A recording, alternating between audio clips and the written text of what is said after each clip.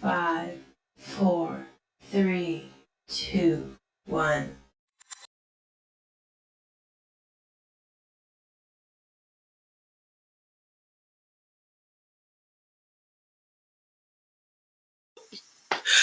Hello, beautiful people. Well, I just effed that up. Happy Friday. We are here for another chit chat subscriber check-in type of live. And this is a late night one. I guess we'll see how the late night live does. Let's see if people start rolling in. It is 11 o'clock where I'm at. So I'm guessing, it's midnight if you Eastern time, and then all the other times, I don't know. But I just thought we would, just come in and do our little check-in, our regular check-in. It ain't no type of schedule. It's not like every Saturday or every Monday, because y'all know that is not my lifestyle. But it's our regular check-in. We just, jump in. But let me know if you guys can hear me well. My mic is kind of further away from me right now than it normally is. So just let me know if y'all can hear me fine. Hey, Anakin, not Vader. Kim, thank you so much for being here in the live. So we are just going to have our little chit chat, shoot the breeze, like whatever questions you guys want to ask me, whatever you want to talk about, whatever I just talk about, like, loosey goosey. If this is your first time, just relax, be comfortable. This ain't nothing formal. Okay? But it is Friday, and I am thanking the heavens that it is Friday. No work, obviously, because it is about to the weekend. Well, not obviously. Some people work on the weekend. But for me, no work. So I am extremely excited about that. The holiday is coming next week. And really, Thanksgiving for me, I don't celebrate Thanksgiving, but I will take the day off of work. So I'm super excited for that. Where is here it is. Thank you, Anakin. Thank you so much. Honestly, yes, honestly, we are live. This is real time. I am actually sitting here in front of you guys talking to you. Thank you, Kim. Okay, thank y'all. Thank y'all so much.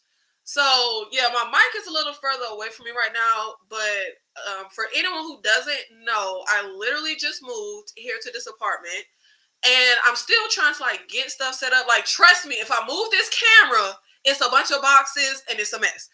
But tomorrow is my day that I am officially getting my apartment together. I mean, I am unpacking every single solitary box, and I am trying to figure out my recording space. Like, I have a desk this way, and I got a desk chair and a new mouse. Like, my mouse is dying, which is so annoying. Because the mouse pad on my laptop stopped working a year ago. I don't even know the rhyme or reason. I don't know what the hell. And it's a new laptop. It's not old. It's a few years old. But the mouse pad on the laptop stopped working a year ago. So I bought this USB mouse, and now it's working so weird. It's getting on my nerve. But I'm trying to figure out my new recording setup. Obviously, I'm not going to be just sitting in front of the sofa. This is just what I'm doing right now. But so I'm going to be at my desk, so everything is just set up. But I'm trying to figure out how I'm going to actually do it, because honestly, these lights be killing me. And I have them pretty low right now. These ring lights be killing me so bad. I did a members only live with Tyrone from Struggle Reviews yesterday. When I tell you I had the worst headache, you can't tell. It was a good ass live. But I had the worst headache. Thank God it wasn't a migraine. I get such bad headaches and sometimes migraines because these lights literally burn holes in my retina. It's bad. And I already have eyes that are really sensitive to light. I literally cannot go outside without my shades. Literally, I cannot go outside without my shades. I have no idea how people be outside with the sun without no shades. It really, my eyes are just really, really sensitive to light. So I'm trying to figure out like what I want my recording setup to look like, and I was really thinking about doing like mood light. Like, you know how you see people sometimes their videos on YouTube, like it'll be like a dim light and it'll look like red behind them or blue or green, like some kind of color. Because I'm just like, I can't do these lights. I need like some real low dim lights. And so I'm trying to figure out like what that's going to look like how exactly people do that setup and stuff. Because I feel like I don't know how they do it. Because like if you just put a light behind you, it's going to look weird. Like the light facing the camera. Like you always want the light. But okay, you know. Anyway. Kim, you cooking for Thanksgiving this year? No, babe, I don't cook. Couldn't pay me to cook. I am not cooking a damn thing. You know what I do though? What my contribution is? Making the cocktails. Like I'm gonna walk up in this mug with a picture of something. I'm gonna have a nice little picture. I'm gonna put nice little fruit dazzle in it. Chug a bunch of alcohol in it. That is always my contribution. I come to get everybody drunk. But my family is getting together. And I had no plans. Because like I don't know how to explain this, or you know how it is. You know how it is with black folk. Like you grow up with your mama's side of the family. So I grew up with my mama's side of the family, which is my family in Florida. And obviously I just left Florida and I moved to Tennessee.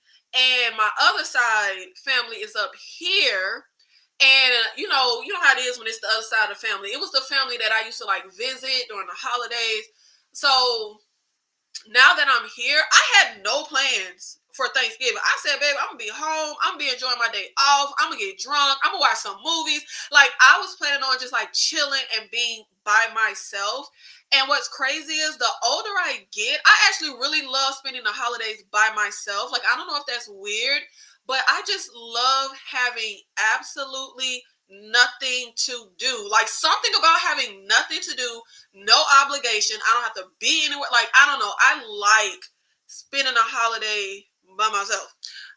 But my aunt texted me today or yesterday. My days be blurring, but she texted me talking about my grandma, my cousin and stuff, and everybody coming together for Thanksgiving. So I was like, oh, okay, well if I'm invited, I guess I'll be there.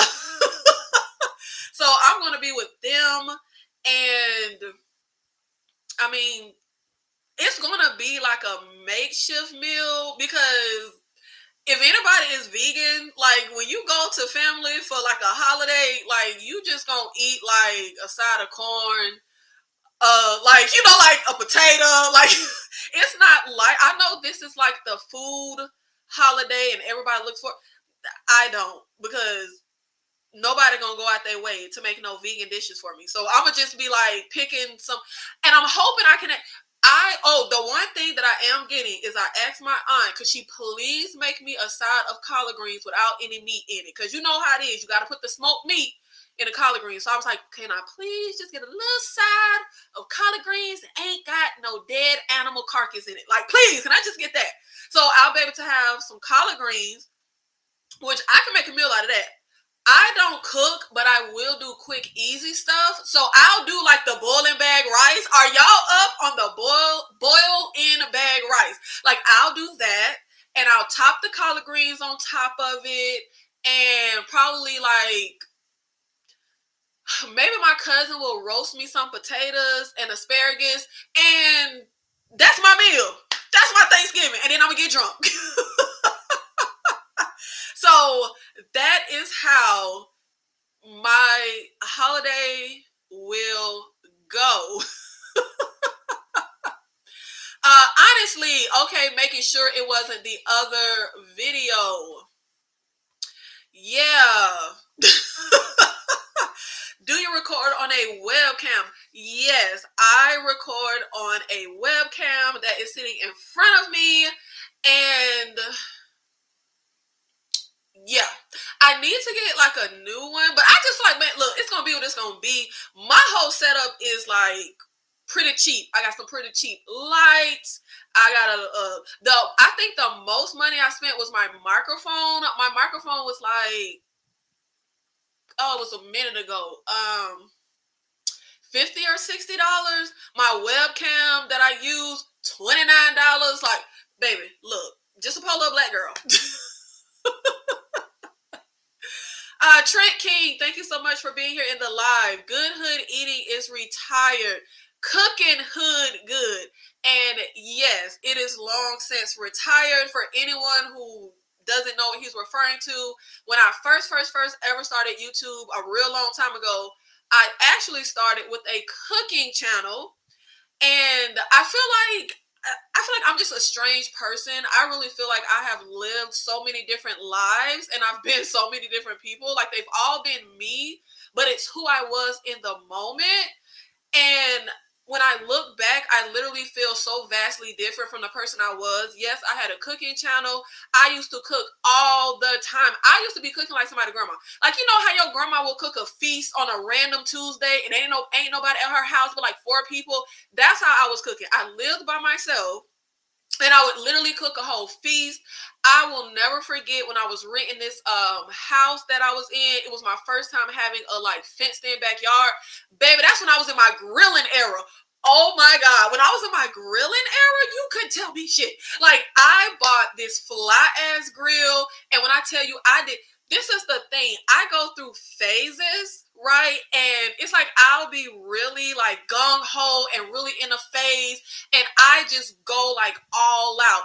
Babe, when I tell you I bought this it was like not just like a little regular grill. It was like a big grill. I had like a whole it was literally like this. It looked like a briefcase, but it was slimmer and it had like a ton of like grilling tools in it. I had me some grilling gloves. Like I went all out.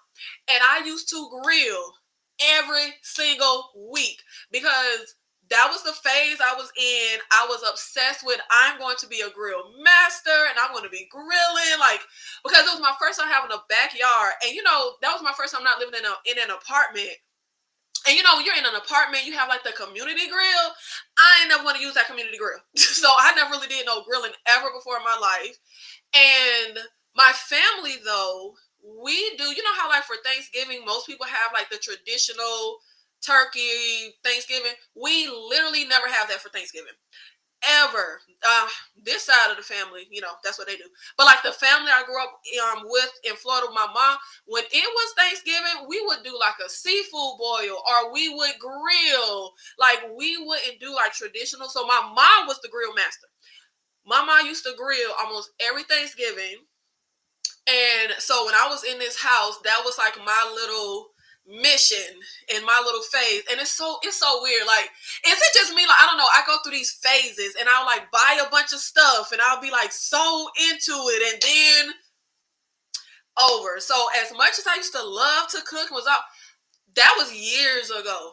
When I tell you I hate cooking, like I hate cooking. Like you cannot pay me to stand up in the kitchen for more than like 5 minutes. Like I said, I'll do like some boiling bag rice. I'll do like something in the air fryer or either something that I can just throw in the oven real quick. I'm not standing up in no kitchen cooking. I live off either making stuff that way or DoorDash. Literally. I was talking to my homegirl on the phone yesterday and she was like so tired. I was like, girl, you sound tired. She had done cooked dinner for like her kids and her boyfriend. I was like, guess what I did? I didn't have to cook dinner for nobody. I ordered DoorDash. I only bake the pies. My mom and grandma do the cooking. My mama can't cook, but my mama can grill. It's so weird. Like, she can't cook. When I was growing up, I literally ate fast food that's probably why I'm obsessed with fast food and I always eat fast food now. But when I was growing up, when I was a kid, my mother used to buy me fast food all the time, or she would make salty hamburger helper, or she would make spaghetti. That was it. Trent King, I was raised by my dad's family. It's weird. My mom never introduced us to her family, but made us go to every funeral. When I tell you, I feel like my mom is so morbid. She always had a funeral. I'm like, Mom, do you even know these people who funeral you at? If somebody died anywhere in my mama's vicinity, she gonna pop up to the funeral. What is with black folks and funerals? I don't know. It's so weird. It's so weird. Books, girls, and purrs, just popping in, same, I'm 40 and value my solitude. Okay, so it's not just me. Like, I'm already very, Like, y'all already know, like, I'm flaky. I don't like to be on a schedule or a time crunch. So I just love just not doing anything, not being obligated. And especially, like, you know, working, and the holidays is typically that time, you know, you're going to be off work. So I like just be by myself. I don't want to have to go nowhere. I just want to be in like lounging clothes all day. Like like this. Oh my God. This is my senior shirt. I'm 40 years old. This is my senior shirt. It is so messed up. Like you can't even, like, it's so messed up. This is the shirt I like dyed my hair in. That's what this is. If you were on my channel when I had locks, I dyed my hair. This is bleached it. I bleached my hair. That's what all this is. Like, this is like my comfy, like, I love this shirt. I love this shirt. Like, I don't know if you were here when I had my locks, but yes, that's what this is. As a matter of fact, if you're in here, drop down and tell me how long you've been on my channel. Or if you're watching on a replay, drop it in the comments. But yes, this is my senior shirt. It's like my comfy, like my loungy, like this is like my shirt that I like throw on, like I'm comfortable. Like today was a day. That's why I'm in my shirt, because I went to get my hair braided today. Y'all, when I tell you I have unbelievable car sickness, motion sickness, I don't know what you call it. And I've said on my channel before, I don't have a car. I can't remember the last time I drove. But obviously I had to like be in the car today to go get my braids. When I tell you, I was literally so sick. I thought I was going to die. Like, it literally felt like I was going to die. And as I was in the car, I literally was trying to like just keep it together, because I felt like I was seconds away from being like, pull over, man. Like, I thought I was going to have to must throw up. Oh God, so messed up. So on the ride home, when I tell you I never want to be in a car for the rest of my life, like, I'm trying to figure out how can I live in this world and never be in a car, because I never want to be in a car. The Uber I took home, when I tell you I felt so unsafe, because when I'm in a car, the actual motion of the car makes me sick. But what makes it sick on like just the highest scale is watching cars and like trees and stuff go by. Like, watching stuff go by. Oh my God. Now that, I don't know what it is. Like, it really messes me up. So after I get out of a car, I'm sick for a little while before it like really goes away. So on the ride home, I said, okay, the motion of the car is going to make me sick on like a 6 out of 10 scale. But if I see stuff flying by as we're driving, that's going to make me sick on like a 20 out of 10 scale. So I spent the entire Uber with my head down, not looking out the windows. And I'm like, this man could have took me anywhere. Like, this man could have kidnapped me. Like, I could not, like, I couldn't do it. So I got home. I was feeling super, super sick, nauseous. I haven't eaten anything because, like I said, I felt nauseous. I literally just ate like a bunch of peaches, literally right before I went live, because I was finding like I still feel a little queasy, but I needed to put some on my stomach, and I was like, let me eat some peaches. But so I had to put on my loungy, comfy shirt, my senior shirt. And do the kids have like titles for their class anymore? Because like it says 2005, the best class alive. Like, do the kids still like have a little trademark slogan for their year when they graduate? But I'm getting sad because I always like to have something from like childhood. I don't know, it's like comforting. Like, I actually used to what I used to have, like, I had my senior shirt, but I never wore it. I just would like just keep it. Like, I've had it for years, but I never wore it because I had these basketball shorts. They were actually my basketball shorts from middle school, and I wore them until my early 30s.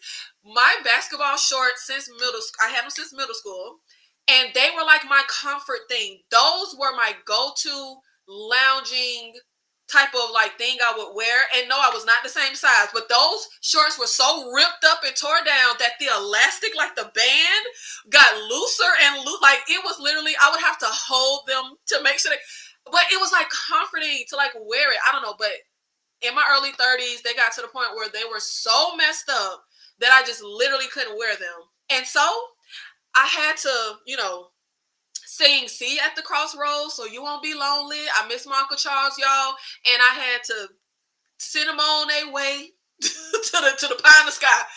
And that's when I started wearing my senior shirt as like my loungy shirt. But let me tell you, child, this material, it ain't lasting very long.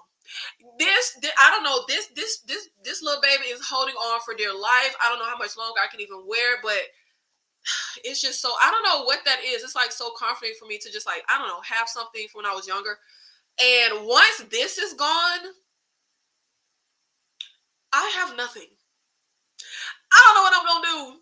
Like, I have nothing, like, as far as like something to wear, like from childhood to like lounge. So that's gonna be so sad for me. It's gonna be so sad. I don't know. I miss it so much. But it's so crazy because I only have a senior shirt. I didn't go get a senior shirt. I didn't buy a senior shirt.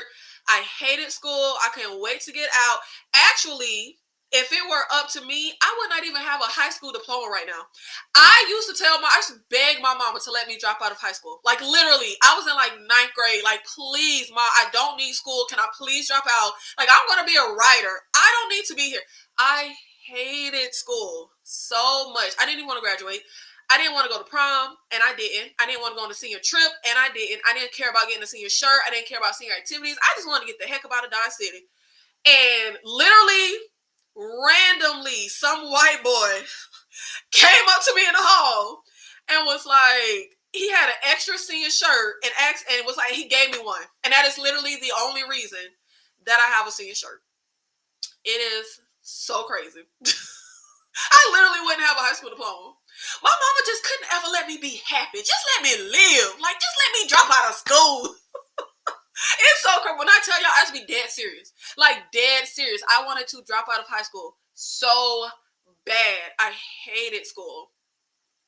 I went to a friend's house one year, and they put pork fat in everything. Ugh, okay. Yeah. Oh, my God.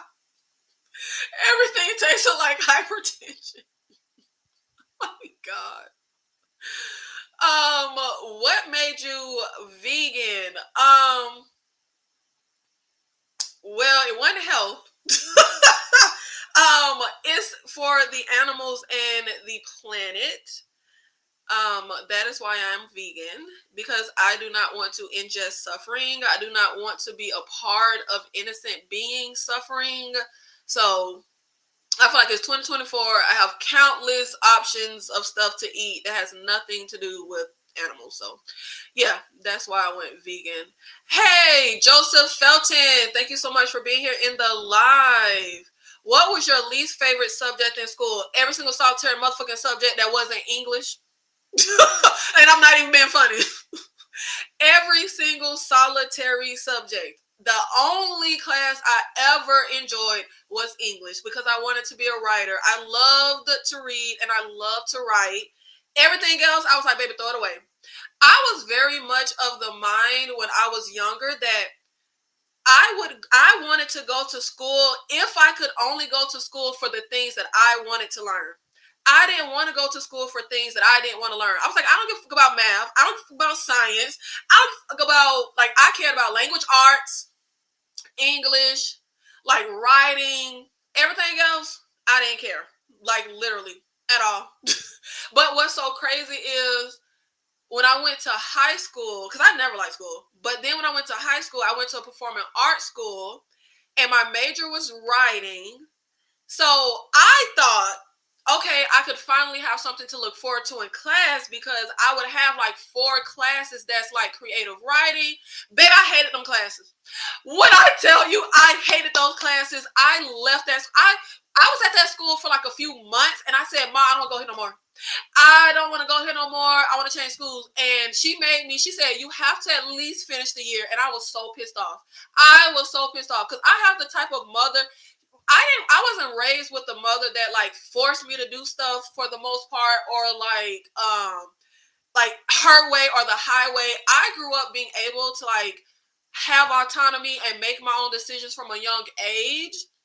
Obviously with limits, like not stuff. I mean, she didn't let me drop out of school like I wanted, but you know what I mean.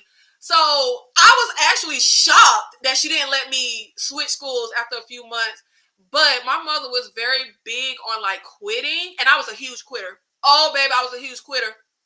I was gonna quit every chance I got. I joined the track team, baby. I quit. Baby, we had one track meet. I quit. I joined the drama club, baby. I quit. Like I was always jumping in something and quitting. But to this day, I don't see anything wrong with quitting. Like you try something, either you like it or you don't. I don't see anything wrong with quitting. Like you try it, you don't like it, move on. I tried the school, I didn't like it, I wanted to move on. But she said you have to at least finish out the school year. When I tell y'all, I motherfucking hated going to that school. First of all, if I'm honest, it was a huge culture shock because I lived in black neighborhoods my whole childhood and I went to predominantly black schools. When I went to that performing arts school, that was my first time being at a predominantly white school, and I felt so uncomfortable. Like and it wasn't even anything somebody did to make. It was just like a culture shock. Like I was just very shell shocked, and I literally just stuck with a little black group of kids. Like all the black kids, we found each other. And I was the only black kid in my creative writing classes. So literally when I went to this school, like it's obviously separated by grade, I was the only kid in that whole school in my grade that was black, and my major was creative writing. That was part of why I hated it. And then like midway through the school year, we had a new student come in. She was a black girl and she came for creative writing. And I was so hyped. I was so excited. And I am to this day and have always been that person. I'm a peep out the black person. And baby, we gonna be cool. Like I don't know, I'm just that person. As soon as I see like a black person, baby, we already cool. Like we just cool because we black. Like I was very much that person. So as soon as this girl came in, I was like, oh yeah, come sit by me. Like, come on, girl, come on. Hey, what's your name, my name? Like, just chatting it up. Y'all, that girl was scandalous as hell. Oh my God. She used to be stealing. She used to be lying. Like, she was too fat. Oh my God. She was scandalous as hell. But I didn't like that school. I never liked school, and going to the performing arts school was supposed to be a way for me to finally like school, but I hated it because I didn't want anyone telling me what to write about or how to write. I had a real problem with that. Like, I felt like I'm a writer. Like, I don't need you to tell me how to write or give me a topic to write on. I want to write how I want to write. And obviously that school was very much like the different classes we had. It was obviously like grammar and the technical part of writing. It was creative writing, but they would like give you the topic to write. I was so mad. And I was like, nah, this ain't for me. I still don't like school. I don't know. I've always been, I don't like anybody telling me what to do. I don't. And I've never been a know-it-all person, but I know what I know. And I know what I don't know. But what I know. And I don't need you telling me what I know. And I felt like I know writing. Like, period. Like, I know writing. I came out of the womb writing, reading, winning writing contests. It wasn't for me. It wasn't for me. And I had a scholarship because I hated school, but I was good at school. Like, I was that student that didn't really have to study, but I would still ace every test. Like, I don't know, I was that person. But I hated academics. I got a scholarship when I was like 12. I got a scholarship for college.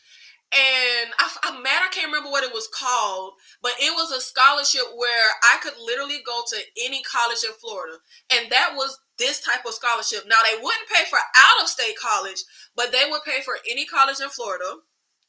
I literally didn't go to college.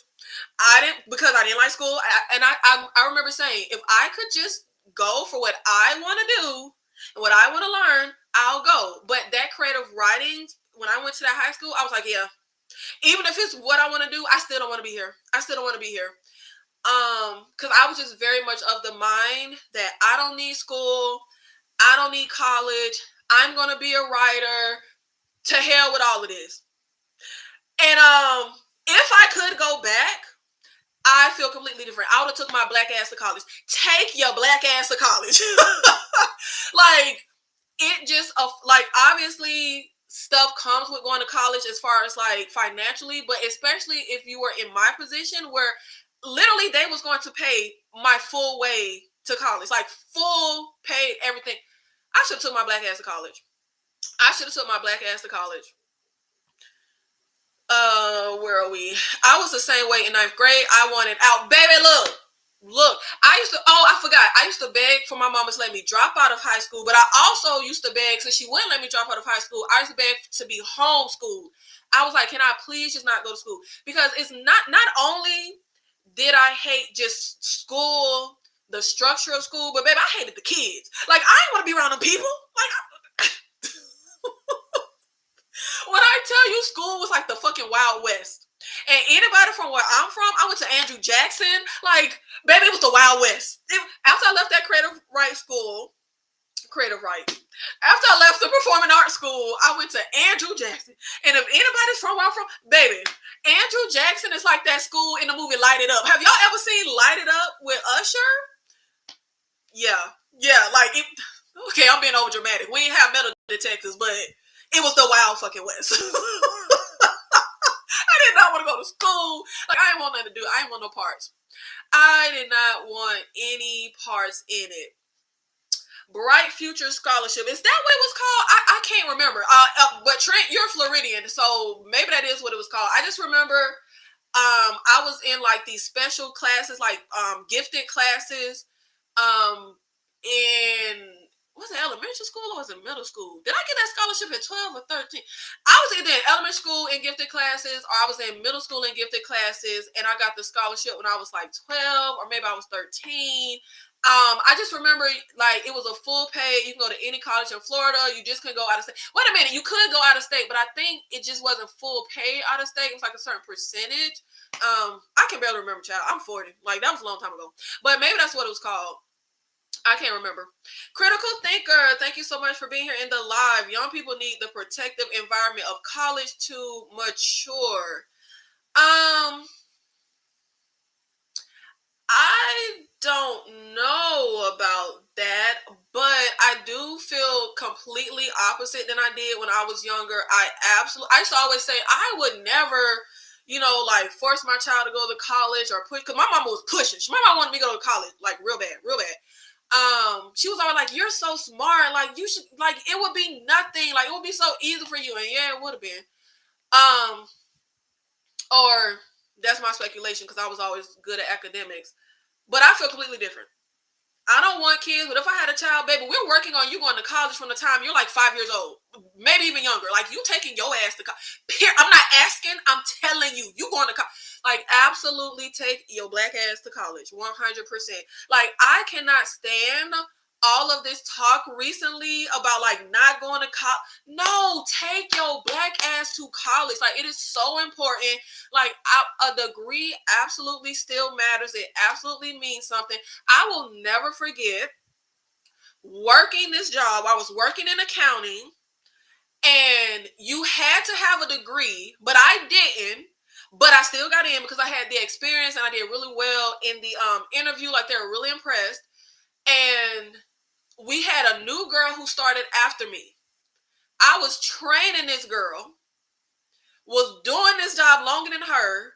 We ended up being tight, so that's how I found out how much money she made. Do you know this girl was making way more money than me? I was making motherfucking scraps. And when I went to them about it, they were all like, well, it's because she has a degree. And when I tell you, I sat here like, that doesn't make, like, that's bullshit. Like, I don't have the degree, but I'm still doing the exact same job as her. So why is her pay different just because she has a degree? And she had like a random fucking degree. Like, it wasn't like an accounting degree. Like, she had like some random, like, I can't think, modern dance. I don't know. It was like something random. But since she had, I think it was a bachelor's degree. And I remember this is kind of when it started hitting me. I think I was like late 20s, early 30s. This is when it really started hitting me of like, fuck, I should have went to college. Like, I should have went to motherfucking college. It pissed me off so bad. But I mean, the data doesn't lie. Like, people with a degree, obviously, have better chances of being in a better economic status, which equates to a better quality of living. It equates to better access to healthcare and other resources, which equates to living longer. Like, get a motherfucking degree. Go to college, especially if you're Black or minority. Take your ass to college. Like, oh my God, I feel so passionately about going to college, and I wish so badly that I felt that way back then. I wish I wasn't so stubborn and hard-headed. Sometimes I hate that I'm so like hard-headed and like strong-minded, because I wish I was one of those kids who like just went to college because my mama was making me go. Like, I really regret it. I really regret it, especially the fact that I had a scholarship. And they like gave me time. Like, I didn't go straight to college, but I think I had until I was like 24 or something like that to use the scholarship. Man, I regret it. I regret it so bad. Any excuse to create a barrier, but there is a discipline obtained by going to college. Yeah, I agree with that part. And that's why I said that a degree is absolutely important, especially if you're Black or minority, because you already know the game. Like, I mean, it just is what it is. The systems in America is just what they are when it comes to housing, when it comes to a job, like, especially because they're trying to get rid of, all the, use whatever you can to get your leg up in life. Like, absolutely. Go to goddamn college. Cupper Digger, thank you so much for being here in the live. Hey, Nikki, I was just listening to episode 9 5 minutes ago. Oh, From. You must be talking about From. Yes, From episode 9 video is up. Watch it, please, if you haven't. And I will be doing the live watch along for the From season finale Sunday. Of course, they always air the new episode at midnight, but baby, I'm not gonna come on here at midnight and do the motherfucking watch along. So we are going to be doing a watch along at, what time is that watch along? Let me see. The watch along is Sunday, 2:15 Central. So please make sure you show up for that. And of course, I will have my finale video up sometime, next week. Like, I can't ever tell y'all no exact date and time, but it gonna be up. Anakin Not Vader, I'm back in college now. Congrats. I dropped out, worked at warehouses, and realized I have no credentials or trade. Absolutely. Babe, when I tell you, I ain't got nothing. I'm still holding on to my dream of being a writer. I'm just like, Lord Jesus, I should have took my ass to college, did like a profession so that I can make money, live comfortable, and then be pursuing writing instead of like, I'm gonna be a writer and then I'm just gonna write. No, babe. So I'm just still holding on to my dream of being a writer child. Because, baby, I'm not going to college. No. But take y'all asses to college. Like, I'm too broke. But congrats to you. But you know what, though? In all honesty, it is literally never too late to go back to college, or to go to college in general. Because my grandmother, I told y'all about my grandmother before in some random live. I can't remember which one. I think it was one of these chit-chatty lives. But my grandmother on this side, my grandmother in Tennessee, never went to college. She was born in like a different time. So she pretty much was like working for white people, like as a housekeeper. And okay, yeah, I'm not gonna get into that. But she was like working for white people and stuff like that. And she ended up opening her own salon. And I need to get the newspaper cut out so I could show y'all, because I'm so proud.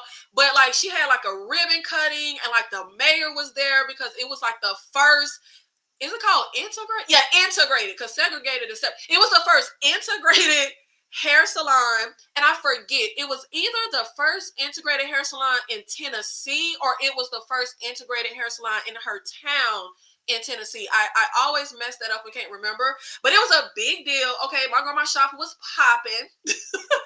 But things happen. you know how things be. And she didn't have her shop no more. And ages later, when my grandmother was like 60, baby went to college. Baby went to college for the first time in her life at 60 and got her degree. Okay? So she can do it. You can do it.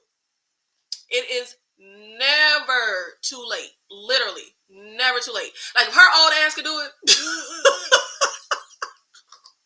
then anybody can do it. Okay? Like, so shout out to you. Oh, Lord. My laptop about to die. I thought it was plugged in. Okay, there we go. It was about to die. But do we have anything else to chat about? Speaking of the watch along, other new content, I am covering the Dune Prophecy series. And I will be joining the ladies, Struggle Reviews TV, EJ, and My Sweet Perspective to discuss the Dune Prophecy series. We will be here live tomorrow. And then I think it's going to be every Wednesday, every Thursday, something like that, y'all. I don't know, but be there. Show up. And then what else do I have? Oh, I literally finished editing my video for the Elevation movie. So I am going to upload that sometime tomorrow. So look out for that. And we still have our retro rewatch review series to get to because it was scheduled. And I swear to God, I said I'm not going to flake, but I legitimately forgot about it. Like, I was doing something and I didn't think it would take as much time as it took. And then I was like, okay, this is taking a lot longer than I thought. So let me just go cancel the live so nobody pops in there thinking I'm going live. I forgot. Next thing I know, I was like, oh, shoot, that live. I never canceled it. Oh, my God. And you know what I just discovered? I just discovered something called time blindness, and I absolutely have time blindness. It is why I do not like doing anything on a schedule. I have always had a hard time keeping jobs. It was like a running joke in my family that every time you turn around, I had a new job because I couldn't keep a job because I got a problem having to be to places at a certain time. And the only reason I have had my current job for as long as I have is because I've been working from home for ages. So it's like super, super easy for me to never be late. I set an alarm and I literally can just clock in from like at home. Like, it's super, super easy. Even if I lose track of time, that alarm goes off. Even if I'm not ready, I can just hurry up, clock in, and be like, oh, shoot, I forgot. But it's not like I have to get in the car and I have to race to a building. So thank God for that. And so I was very lucky when the pandemic hit because I was already at home. I was like, I don't have to be around none of y'all sick Negroes. But I completely messed up, forgot. So I'm so sorry if anybody was in that live waiting for me to show up. I literally I have time blindness. Okay. And that's why I gotta start telling you. Like, I literally don't do stuff on purpose. I'm like, it's just it's something with my brain that I just don't do structure and schedule and time. Like, it just doesn't work for me. But we are absolutely coming back. We are doing the Penny Dreadful rewatch and review. We are going to do the watch along of each episode. Then we are going to have a live discussion on each episode. And we are also doing Breaking Bad as well. So make sure you have your channel membership so you can be there for Penny Dreadful. And Breaking Bad will be public. And it's some other content coming, but I ain't even gonna say what it is because y'all know. Look, I'll say it when we're closer. Like, let me not say too much because y'all know how I do, and I'm trying to not be flaky. I'm trying to be dependable. Kim, did you watch Batman Returns yet? Was I supposed to watch Batman Returns? Did I say I was watching Batman Returns? I don't remember saying that. I don't know. No, I've never seen that movie. Have you watched The Piano Lesson? Where y'all getting these movies from? When did I say I was watching Piano? Like, are y'all just randomly asking me, or did I say this? Because my brain is so bad. I feel like a lot of times I be saying I'm gonna do a content on something, and then like I space and forget. Did I say I was doing? I'm not watching piano lessons. That's not my ministry. That's not my genre. I don't know why I would say that. Maybe because is Samuel Jackson in that movie? Maybe I said it because Samuel Jackson in there. I don't know, but no, I have not watched Piano Lessons. I do not plan on watching Piano Lessons. I know your resume is, oh baby it is. Oh baby it is. I done worked everywhere, literally.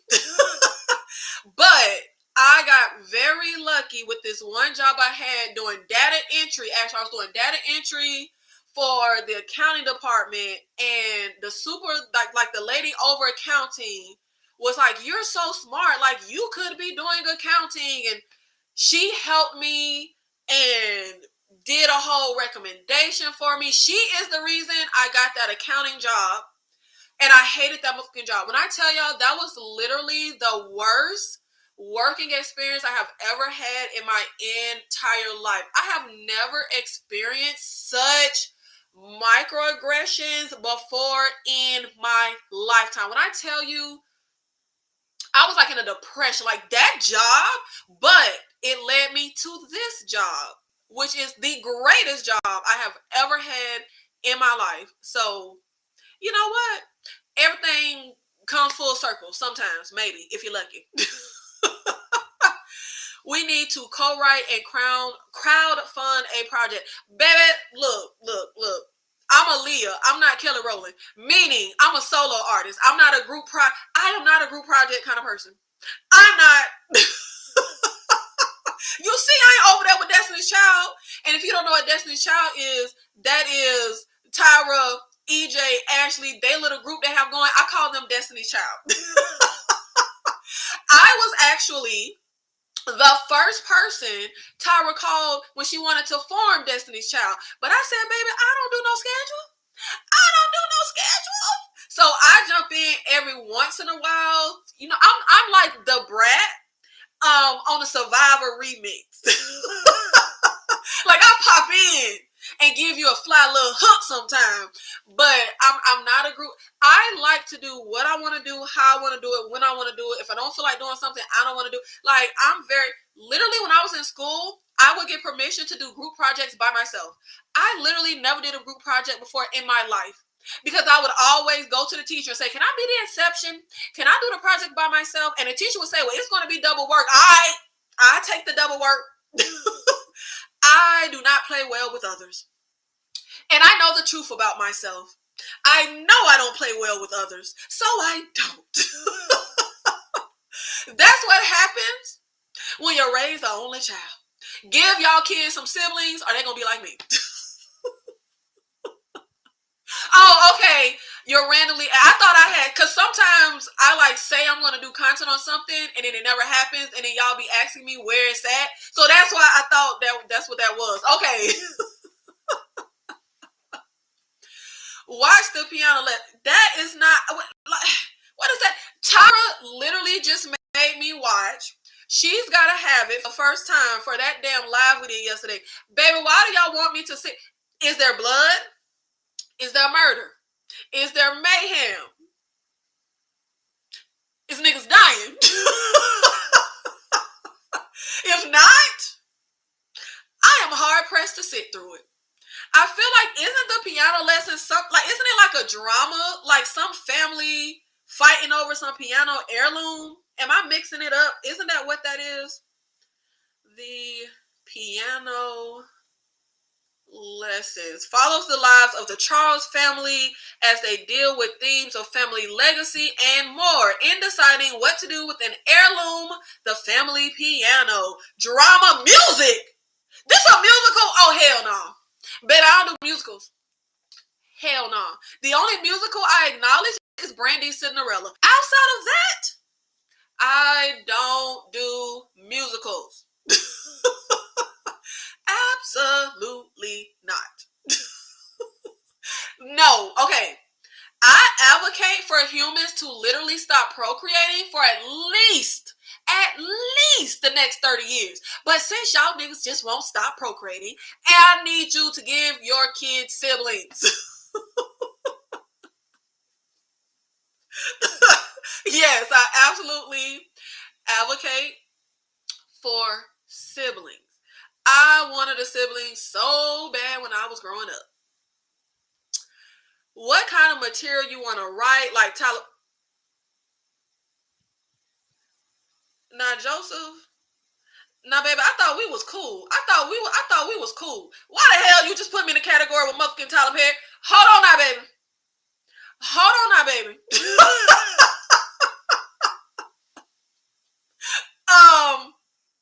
I don't want to be nothing like a Tyler or Perry.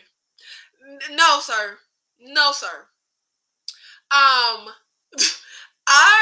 want to write and direct specifically horror. Nothing to do with Tyler Perry or bad wigs or bad dialogue. No, sir. No, I can't believe Joseph. Where the mods? Where the mods? Get Joseph the hell out of here. I can't believe you, Tyler Perry. At least give me Mario Van Peebles, okay?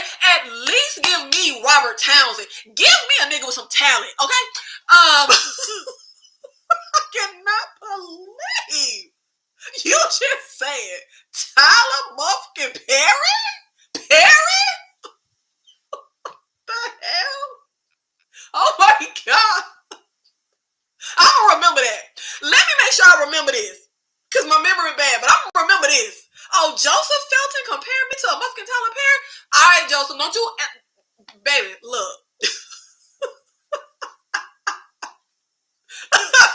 What the... That comment just took me... Like, what the hell? Tyler Perry? I'm insulted. And I ain't never had a feature film or anything published. Tyler Perry got a whole career and I don't. But I be damned if I'm compared to a motherfucking Tyler Perry. And you can run tell him I said that. Because obviously you working for him. Because why the hell did you just say? Why did you just say the man name? I don't ever want to hear the name Tyler or Perry in my comments again. Matter of fact, I don't want you talking about Matthew Perry. I don't want to hear nothing about a Perry. Oh my God. Oh my Jesus. Nikki needs to watch a hood movie like Menace to Society. That's a movie with a lot of trauma. I have never seen Menace to Society. I don't want to watch anything with black trauma. I will give you a hard pass on that one. My bad, Nikki. You just seem like the type to write a thriller or murder mystery. What the Tyler Perry got to do with a thriller or a murder mystery? Joseph, don't make me smack you. What the hell does Tyler Perry have to do with a thriller or a murder mystery? Am I missing something? Am I missing something?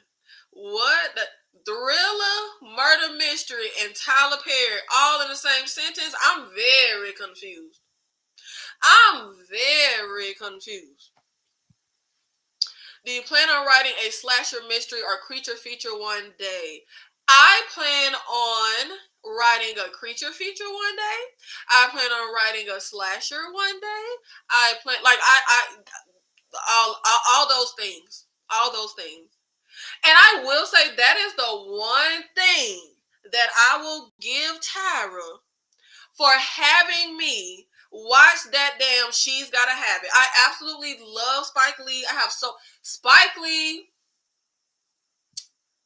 Keenen Ivory Wayans, Mario Van Peebles, Robert Townsend, Quentin Tarantino.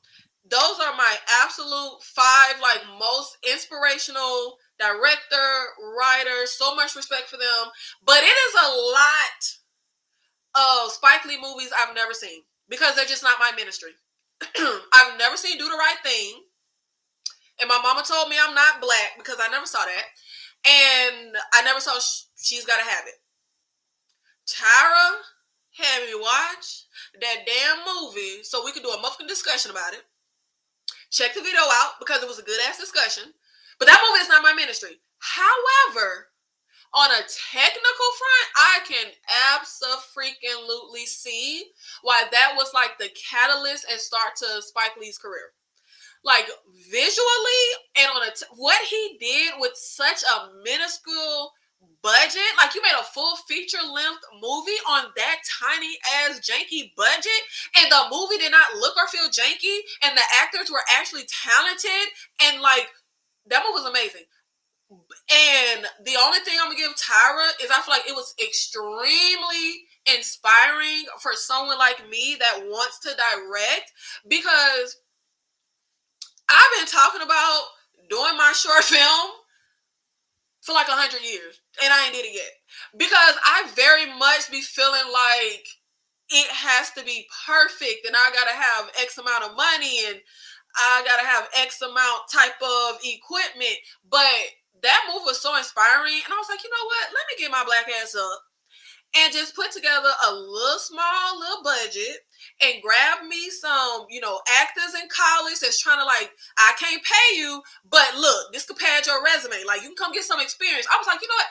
Let me just go ahead and at least do my short film on my little budget that I'm put together. And I literally just saw this movie yesterday, and today I bought the camera to film my movie on, and I was working on like getting a budget together. Like that movie literally lit a fire under me and inspired me. Like, I will give him that when it comes to that movie. And I do not care nothing about New York. I know everybody goes up for New York, but I rather visit anywhere except New York. Like, I don't want to do in New York. I don't care about New York. I'm not that person that's like, oh, New York, that's my dream. I don't care nothing about New York. Spike Lee made New York look good as hell. I was like, oh shit, this New York? Oh shit. Like, the New York that Spike Lee was filming and She's Gotta Have It, I said, oh baby, I'll go to that New York. He made the city look good. Yeah. Well, I always love Spike Lee. So much respect for him. That man is so talented. And I did not know his daddy was a musician. His daddy was like gave his daddy a little music in the movie. Yeah, loved it. Absolutely loved. Nah, hold on now. Because I didn't love the movie. It ain't my ministry. But the technical stuff I love. Like, the movie being in black and white. He had no budget, so he was like, look, we're going to have color for about a 7-minute scene. That's all we can afford. But it's like he did stuff on a budget, but the movie didn't look like, oh, they ain't got a budget. Like, he made it to where it felt like actual artistic decisions. When the whole movie is in black and white, and then you get that scene that pops in color, like, it's so fly. Like, it works. Like, I didn't care about that modern dance, but the color, the technical standpoint, it was working. It was working. You can't appreciate Do the Right Thing for Ernest Dickerson. That was something else. I freaking love Ernest Dickerson. I went to play She's Gotta Have It, and I said, Ernest Dickerson? What the? I did not know them people work together. Like, I had no idea. Ernest Dickerson is my man. Not like my man, but you know what I mean? Like, I respect him and I really like him. But yeah, I was like, Ernest Dickerson worked on She's Gotta Have. What the? I didn't know these niggas knew each other. Like, I was like, wait, what? I saw my lady from Law and Order. I was like, oh shoot, she was acting in this movie. Oh my god. Like, yeah, I was blown away. You can appreciate Do the Right Thing for Ernest Dickerson's cinematography and Lee's themes. See it. Like, I know Do the Right Thing. Obviously, I've heard about it my whole life, even though I've never seen it. Like, it's supposed to be about, like, racial tensions, and it's, like, a hot summer, whatever. not my ministry. Like, I'm hard pressed to be like, yeah, I want to sit down and watch a movie about racial tensions and it's hot. I don't know. Like, it's just, like I said, if I have literally kind of been in a box when it comes to movies ever since I was a kid. I only just started stepping outside of that box since I started my YouTube channel. But when I tell you, I know what I like, and I just feel like if it's not action movie, horror, mystery, thriller, suspense, I'm hard pressed to see it. Once in a blue moon, I'll end up watching something out of that. Like, I saw The Pianist, I saw Boys Don't Cry, I saw The Fault in Our Stars, but those are like very few and far between. I want to see action, murder, mayhem, horror. Like, I don't know, like, I sci-fi, like, I know what I like. Like, I'm that person who goes to a restaurant and I order the same thing every single solitary time I go. Like, I know what I like, so I don't deviate. And it's just not my ministry. But I did say, after seeing She's All That, I did say, you know what, let me go through Spike Lee's catalog and sit and watch some of these movies that I just never had an interest in watching. So maybe, one day I will get around to do the right thing. Like, I plan on it, like, it's on my list because I walked away with such appreciation for She's All That. But I don't know how soon it's going to be.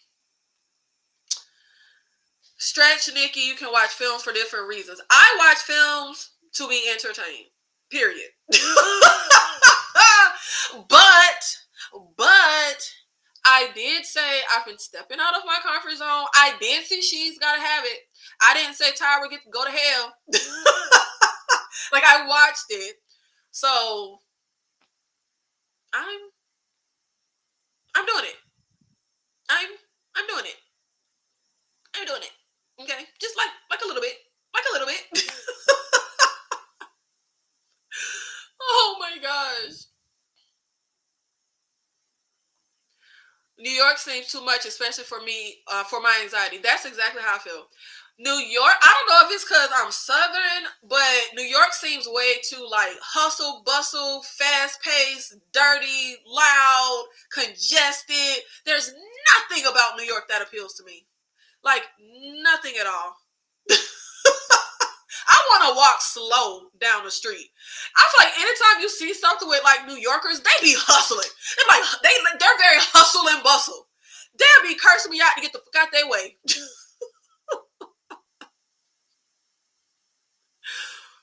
I'm the same way. I want to make a short film, but I overthink everything. Don't overthink it. Just do it. Just do it. Since I saw She's Gotta Have It, I went down a rabbit hole to learn different stuff about the movie, the behind the scenes, just information around it. And I saw this interview where Spike Lee was talking about how it was for him and other black filmmakers around the time that he did She's Gotta Have It. And he was like, this day and age, all the equipment we had to try and get, he was like, everything is in your pocket. Literally, you can get an iPhone and film a movie. There are a lot more access to resources these days if you want to be in filmmaking, because of how technology has advanced, where you can film something on your phone. So even though I've been super hypercritical and perfectionist about it, I need this huge budget, and no. Like Spike Lee said, just get out there and just film. Just get out there and just do it. They're neither thrilling nor mysterious. Tyler needs to be stopped. Thank you, Trent. See, Trent don't always come through. That's what I'm talking about. That's why I said, not me. Don't put me in there with him. Any new or old horror movies you watched recently? I need some recommendations. What have I watched recently? Let me go to I have been actually in a crunch with the new 2024 releases, because we are nearing the end of the year and it's time for me to start getting my end of the year content together. So I've been in crunch mode, crunch time, whatever you want to call it, trying to get in like my 2024 release movies that have been on my watch list and I haven't gotten around to. And I still do not have a top 10 best movies of 2024. I got a really long worst of 2024 that I need to narrow down to 10, but I still do not have 10 best movies. Oh, Gladiator 2 came out. But let me see. What have I watched recently? You know what? I was kind of in my foreign horror bag. I saw Hair Extensions, which is a Asian horror movie. Wait, you know what? You said recommendations. I don't recommend that. I feel like I haven't really. The stuff that I've seen lately that I would recommend is action, not horror. Let me see. What's something horror I would recommend? Yeah, I wouldn't recommend that either. This been a rough year. Like, I'm hard pressed to really recommend something. Mads, I would recommend Mads. That is a French horror that just came out this year. I just saw Mads. I did a video on it. I would absolutely recommend Mads. I thought that one was really good. I've seen it twice at this point. The first time I saw it, I gave it like what did I give it? I gave it a 3.5 out of 5 stars the first time I saw it. And then the second time I saw it, I gave it a 4 out of 5. I would absolutely recommend that.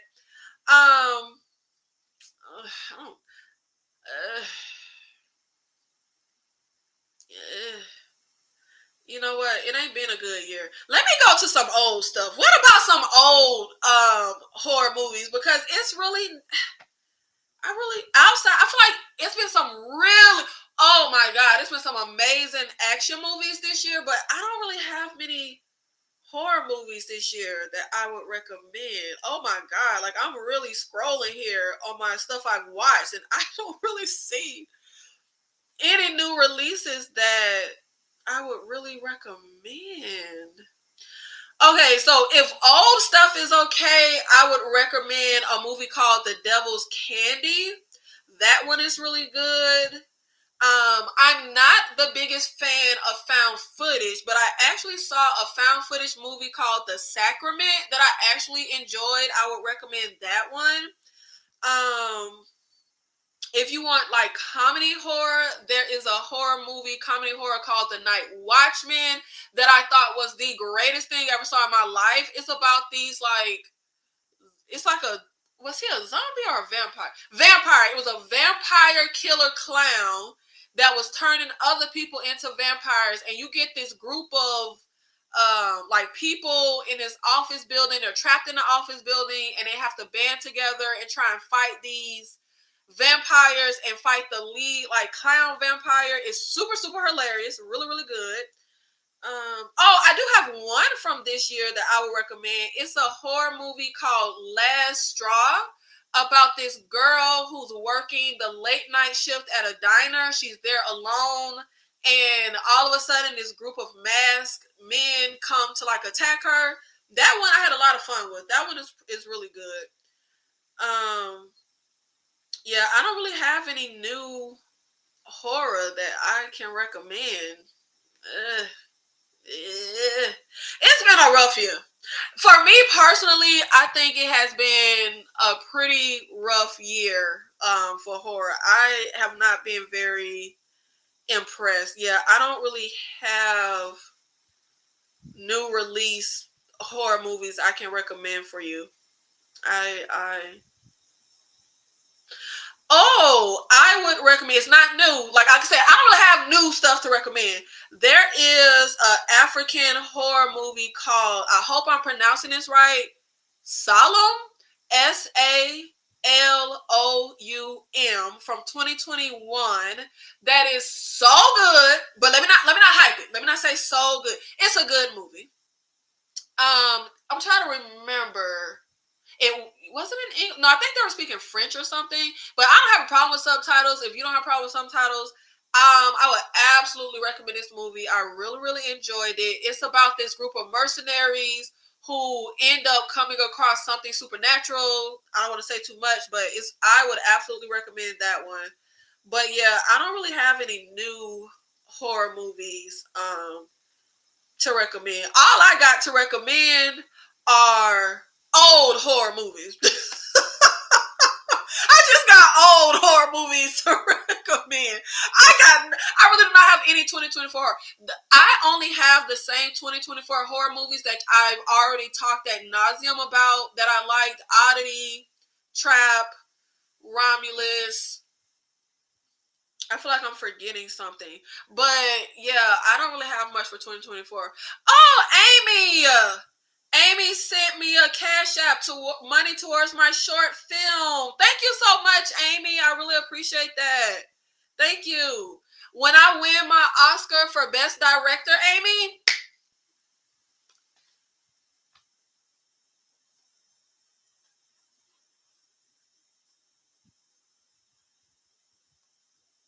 baby, excuse me, sir. I've seen A Low Down Dirty Shame. I motherfucking love Keenan Ivory Wayans. I've seen that movie quite a few times. Well, I guess not quite a few. I've seen it like 4 times in my life. Love that movie. That's why I'm like, there are no 2024 horror movies I can recommend outside of the ones I have talked ad nauseum about. I know y'all are probably sick of hearing me say the words oddity. But you know what I will say? Y'all know I said that Oddity was my #1 favorite movie of 2024, and that I did not see any movie knocking it out of the #1 spot. Well, I saw a new 2024 release movie that knocked Oddity out of the #1 spot. It absolutely did. It absolutely knocked Oddity out of the #1 spot. Mackie, thank you so much for being here in the live. Thank you so much. Yes, I got my braids done. Okay, hold on, y'all. Intermission. 1 second.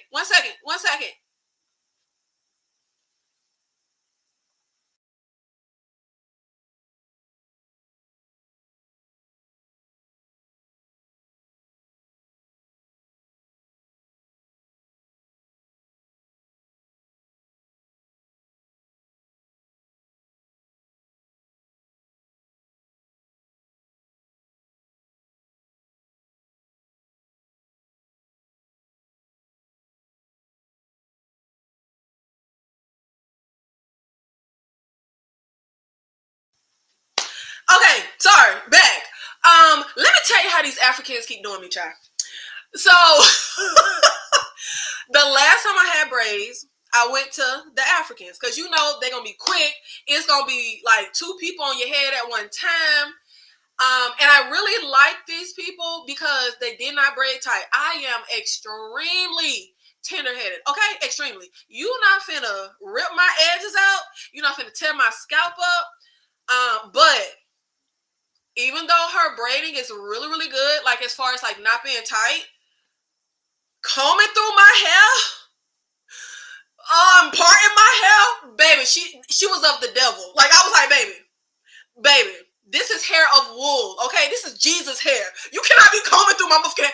Baby, if you do not pick up that wide tooth comb and stop trying to comb through my hair with them little teeny bristle comb. But the last time I had my braids, if you were here, I had just my, regular hair color, but I had like streaks of blonde. Now, when I went to get my braids done, I told her I wanted blonde braids. She gave me what you saw I had, which wasn't blonde braids, which just a few little highlights. I didn't really care. I was like, okay, whatever. It look good. This time I go, I said I want red braids. Do my braids look red? Do my braids look red? So now I'm done with that lady. I'm done with that lady because, baby, why the Africans don't give me what I asked for? Like, why does this lady give me what she want me to have? But this was my last time getting braids anyway because I'm going back to my locks. I miss my locks. I don't know what's wrong with human beings. We don't know what we have till it's gone. And I miss my locks so mother-freaking bad. But thank you for the compliment. Yes, thank you, Critical Thinker. Please, if you are in the live, make sure you hit like on the video. It helps the algorithm. It does all the things. So thank you. Which 2024 movie, Oddity or The Substance? Oddity. I absolutely love The Substance, but Oddity. I would pick oddity over the substance.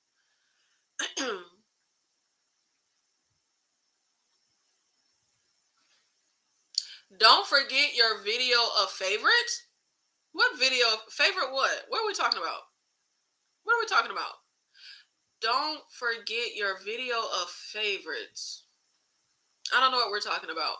Oh, but speaking of video of favorites, when I was talking about upcoming content, I forgot.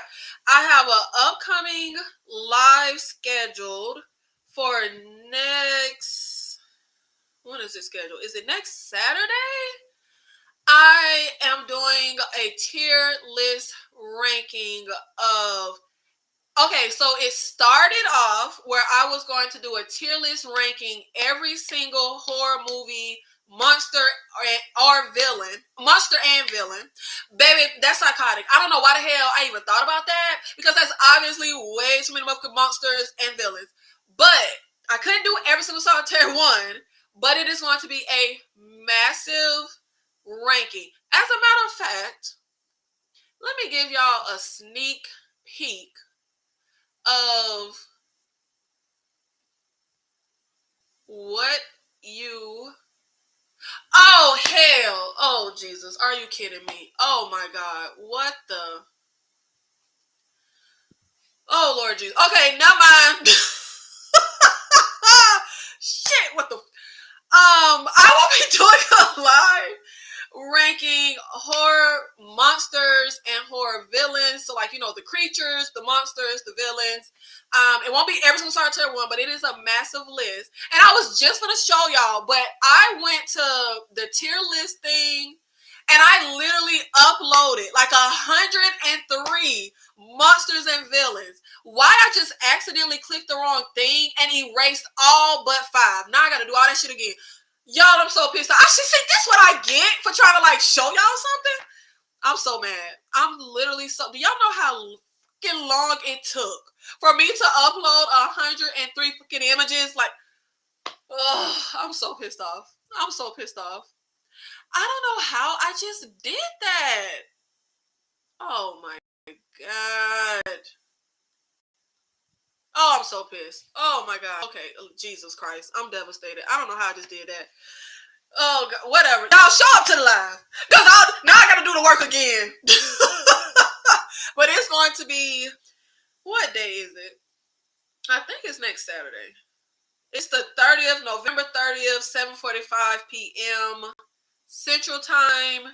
I will be doing a tier list ranking. And you know, my tier lists are always massive. I did my tier list summer movies. I did my tier list Final Girls. I did my tier list of horror villains I could survive. And a host of others that I can't think of right now. You did a video recommending horror films, Halloween. I think I wrote them down. Oh, yeah. What was that? Every year, that I've been on, had my YouTube channel. For Halloween, I do 31 horror movies for every day in Halloween. Is that what you're thinking of?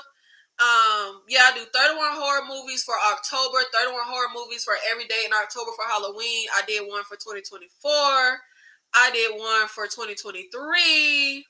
And I did one for 2022. So yes, go to the playlist and check those out for horror recommendations. I can't remember who you were that was asking me for recommendations. But yes, thank you, Critical Thinker. Go there and you will get a ton of recommendations. And I have a playlist called Recommendations. So it's a whole playlist full of videos that are full of movie recommendations. Hey, Blueberry Ricotta Cheese Pancakes. Thank you so much for being here in the live. Hey, Nikki. Happy Friday. Happy Friday, if I can talk. Question. So I found you because of your reviews of And Just Like That. How did a horror girly like yourself become a fan of Sex and the City? And who's your favorite character? I don't even know how I got into. Oh, I do know. Do y'all remember back when we used to watch cable, because you know we stream now, but back when we used to watch cable, do y'all remember that Sex and the City reruns used to play on TNT? Like the edited version of Sex and the City used to play on TNT. And I think I was in like my early 20s. At the same time, Seinfeld reruns used to run on TNT, and I have always been obsessed with Seinfeld. That is how I got into Sex and the City, and I was obsessed. Completely and utterly obsessed with Sex and the City. And then when I finally got a chance to see the unedited versions, because I just came across it on TNT, I love the show even more. And my favorite character from Sex and the City, can you guess? Can you guess who my favorite character would be? Would it be Carrie? Would it be Charlotte? Would it be Samantha? Or would it be Miranda? What type of girly do I seem like? Oh, and Blueberry. I read that they have greenlit season 3 of And Just Like, I don't know why they keeping that show going. Like, I literally have no idea why they are keeping that show going. Critical Thinker said, Samantha, if anyone was here for my And Just Like That reviews, which Blueberry, you said you were, I literally said it ad nauseum in those videos who my favorite was. See, y'all don't really be paying attention. Y'all don't really be paying attention. If you are here for the And Just Like That reviews, and I did some throwback Sex and the City reviews, I said ad nauseum who my favorite was. Samantha is my favorite. She is the OG city girl. My favorite was Miranda. I was absolutely a Miranda girl. Like, that's the character I identified with the most. I am Miranda. Miranda is me. Miranda was my favorite character on Sex and the City. Carrie was always my least favorite. I couldn't stand Carrie. But yes, Miranda was my favorite. Miranda was my favorite. Miranda Hobbs was absolutely and will always be my favorite. I don't acknowledge And Just Like That Miranda, but the original, for real, Miranda Hobbs character is absolutely my favorite. Up and down. I am absolutely a Miranda.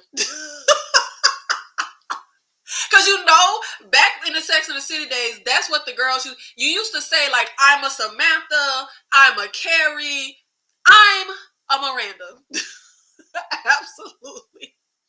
The tomboy, like the outspoken, the attitude, the don't want to have kids, like I am absolutely Miranda. Now, the one trait that I am not is judgmental. Miranda, judgmental as hell. That would be one of our only differences that I can think of.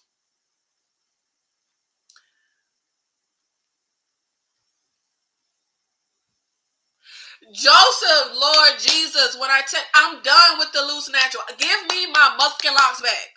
Give me my wake up, shake my locks out, and go. Like, give me that life back. That's why I got to moisturize stuff out of my head. I got 4B type hair, that kinky wavy hair that be tangled all the time.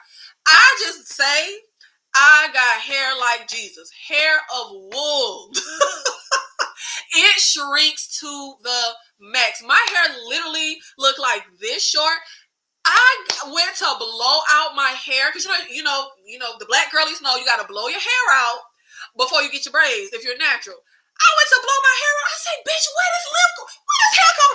Like, literally, I was like, the shrinkage be real. I just want my locks. I want my locks back. But now, like, I had my loctician in Florida when I had my locks that I was like, and this gonna sound so crazy. If I did not move, and y'all look, I do impulsive things. If I didn't move from Florida to Tennessee, I wouldn't have cut my locks off. Like, I would have my locks right now if I didn't move. But I literally cut all my hair off. Shaved my head. If you were on my channel earlier this year, I literally shaved my head. But I want my locks back. And I think I found a really, really good loctician here in Nashville. So I just got my braids one last time. And I will be getting my locks. Because I'm not doing like I did last time. No, last time I got locks, I cut my hair off a lot. I shaved my head. My hair was cut short, like a tapered cut. I ended up growing it out to a taper cut. And I started my locks on super, super short hair. Like, literally had teeny, eensy, weensy little comb coils. That is how I started my locks.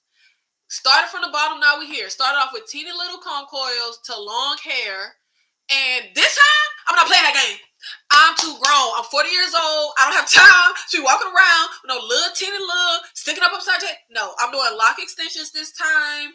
Like, I'm not playing no games with nobody. So I got my braids this one last time, and then I'm gonna start my locks with my lock extensions because F loose natural. I'm too tender headed. I miss not owning a comb. When I had my locks, I didn't even own a comb. Like, baby, I ain't got time for it. I'm too tender headed. Did you like Smile too? Trent, did you watch the video? Yes. Like, it was fine. It's not a yes or no question. I did a video on Smile. I like the first Smile movie better, and I didn't really like the first Smile movie. I really just liked the third act of the Smile movie. And Smile 2, there were things I liked, but overall, I hated the third act. It was fine though. It wasn't terrible, but it's not on my list of top 10 best of 2024. I'll put it like that. It's not on my list.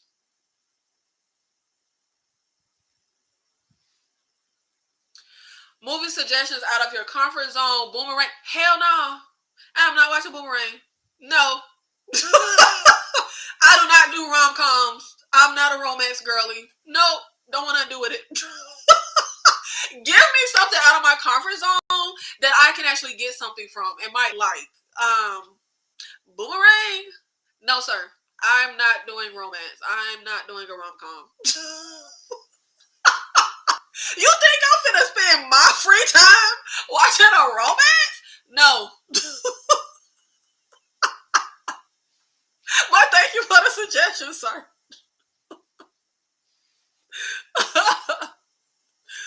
Oh my gosh. Do you think your survival instincts are good enough to survive a horror movie? Can you outsmart Michael Myers? I literally have said for like the last 100 years of my life that I wish I could do some kind of like, I don't even know what it would be called, but I wish I could do some kind of exercise where like I get dropped into like the middle of nowhere with like other people that are dropped in the middle of nowhere, and I have to like survive and get myself out of there. I have literally always said that because I feel like when you've watched horror and thriller for so long, I think you do just have those thoughts of like, how would I survive this? And like, that was a thing me and my mother would do since I was a kid. Anytime we would watch movies, we would always talk about like, how would we survive if we would survive? Honestly, I don't know. I live in a modern world. I've never had any reason to use or hone my survival instincts. I know I'm directionally challenged. I remember growing up in Florida, I was so bad with directions. And one thing my mom used to randomly do to me all the time, when we were out and about, she would tell me to point to the water. She would say, point to the water. What direction is the water? Baby, I used to sit there stuck. I could never point to the water. I would be like, I don't know which way. No. And anytime people say east, I don't know what east is. I am so directionally challenged. It's literally not even funny.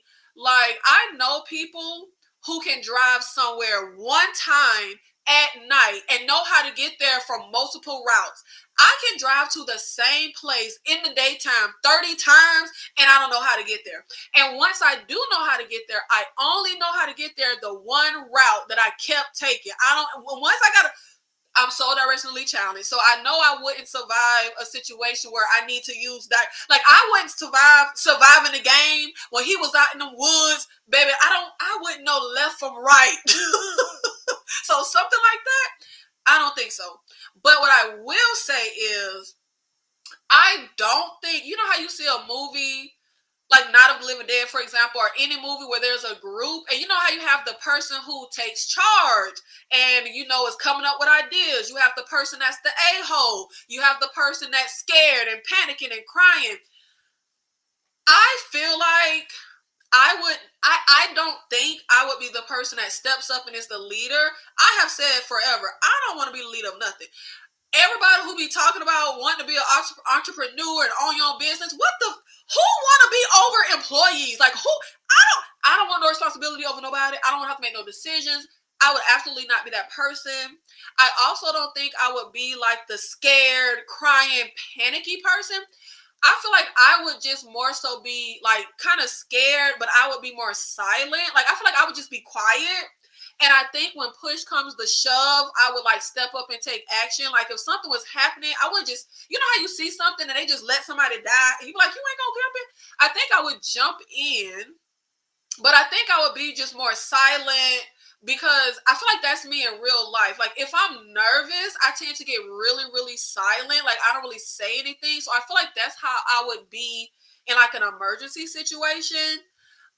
And I think the closest I ever came to like what are my survival instincts, I remember, child, my mother used to be a stickler about staying active in the summertime. It used to piss me off so bad. When school is out and it's summer, I used to want to sleep till noon, do whatever I wanted. Nope, not in my mama's house. So one summer, she had me be a camp counselor for the church summer camp. Baby, so it's like the church, the actual church with all the pews and like the pulpit, and then behind there it's like the way they get baptized, then behind there it's like where you eat and stuff. So we're in the actual church part. It's just it's a black church, it's just black people. Baby, I'm sitting here talking to somebody, all of a sudden I see niggas running.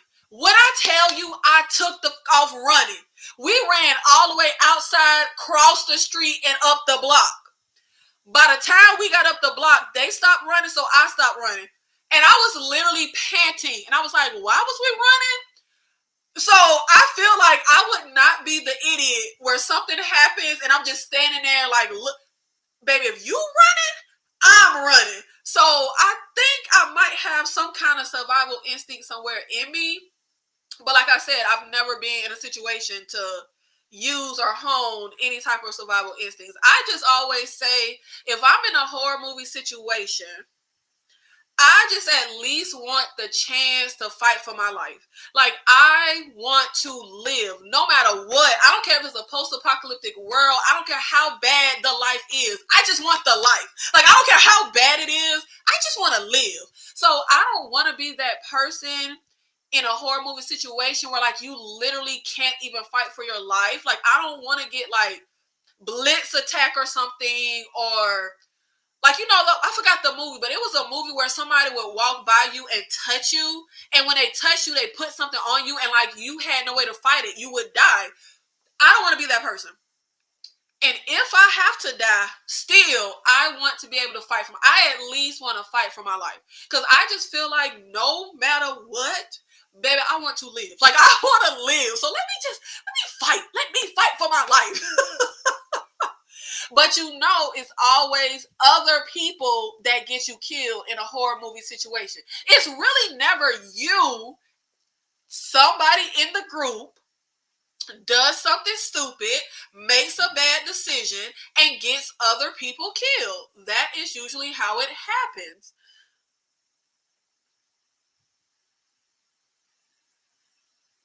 Oh, what happened? Trent King, are you making a film?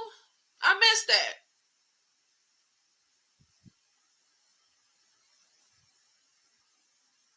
Oh my God. I quit my job to produce a film I wrote. It's taking forever. Shout out to you, Trent King. I was just telling this to my mama the other day. I was like, I wish I could be one of them people quit their job and pursue their dream. If I could quit my job and just do YouTube and write and work on a film, I would be so happy. But y'all, unfortunately, I gotta work.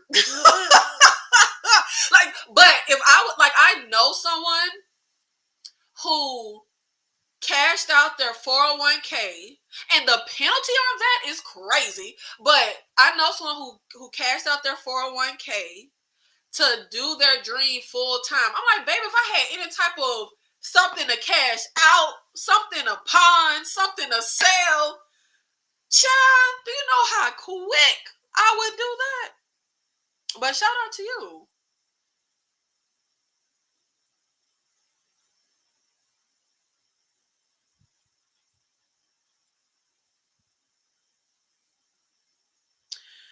Yes, I heard they are making Orphan 3 as well. And the same girly is coming back to play Esther. I don't know how long this grown behind woman can play a grown behind woman that looks to and can pass as a child. Because let's be honest, Orphan 2, the first kill, baby looked at least 19. She did not look like no little girl. Good movie. But baby did not look like no damn little girl. But yes, they are making Orphan 3. I think I talked about that in another live. Now, I don't know if it's going to be a prequel to the prequel, a sequel to the prequel, a sequel to the first movie, a prequel to the first. I don't know. But yes, I heard about that. That reminds me, I was supposed to start doing a movie and TV news live series where I talk about stuff like that, and I talk about movie news and like TV show news and stuff like that.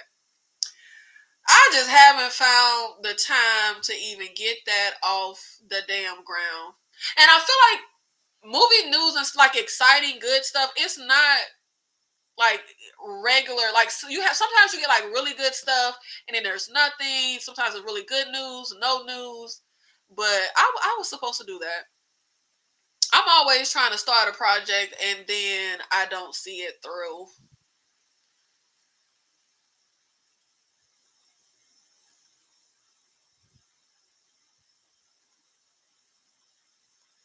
I really wanted to like I Saw the TV Glow, but I didn't. I appreciate the deeper meaning, but it wasn't entertaining. I didn't even waste my time with that movie because I don't like teenagers. I literally want horror to ban teenagers. No teenage characters for at least the next 70 years. I am so sick of teen characters in horror because it is literally always the same, like obnoxious teens bully character. Like, I'm so sick to death of teens in horror. Like, there's quite a few movies that I would like to see but have never seen because there's teenagers. Like Fear Street. I'm not gonna sit through that because I don't want to sit through teenagers. When I saw that Thanksgiving movie, oh my god, the fucking I hated those teenagers. Oh my god, like I can't. And plus, I don't think I saw the TV show. Is it horror? Because I remember adding it to my watch list because when it was 2023 and I was getting my watch list together for 2024 releases, I Saw the TV Glow on my list because, as y'all already know, I don't watch previews. So when I go through to add stuff to my list, I pretty much just look at the genre, the title, and like sometimes I look at the cast, the director, the writer. Sometimes I'll read the synopsis, but sometimes I don't even want to read the synopsis. I kind of just look at the title and the genre for the most part. And I remember adding I Saw the TV Glow, but then as time passed, I thought it was like Lisa Frankenstein, like stuff that just like I'm not here for teeny bopper coming of age horror-esque stories. It's just not my thing. My rule of thumb is keep running. My rule is, what did I get of thumb from? My rule is keep running until you see a car or well-lit area. You got to be careful with you. Sometimes, and see, that's the thing.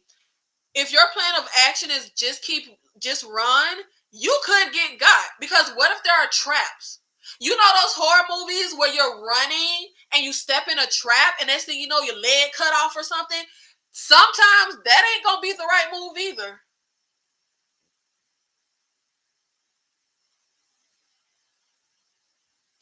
Nessa, thank you so much for being here in the live. You would be great with current events channel.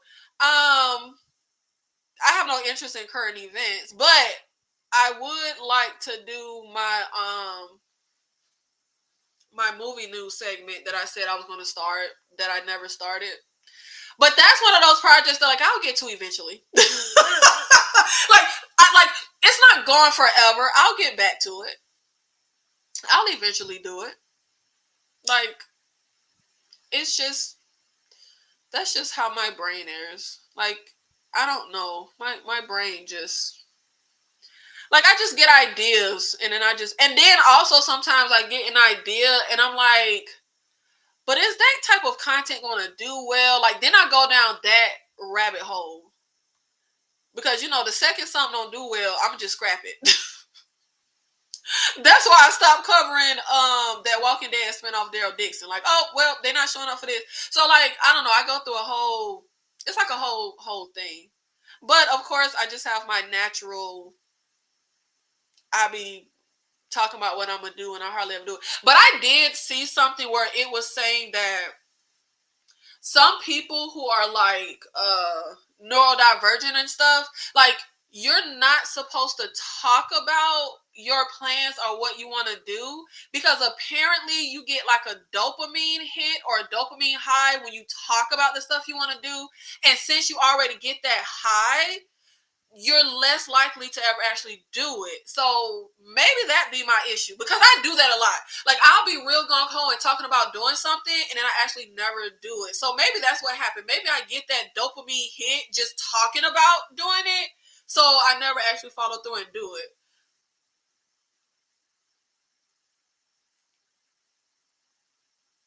What is a horror movie ending that had you shook? The first sleepaway camp movie ending will forever have my jaw drop to the floor. I hated that movie. And guess what that movie had? Bullies! I can hate teenagers. Teenage characters, oh my God. Fucking hate it. Literally, that is my biggest issue with Romulus. What are we watching teenagers? But yes, I knew she was the killer, but the ending absolutely shocked me. I didn't, yeah. I was like, what the? Yeah, my jaw was on the floor. But a horror movie ending that had me shook.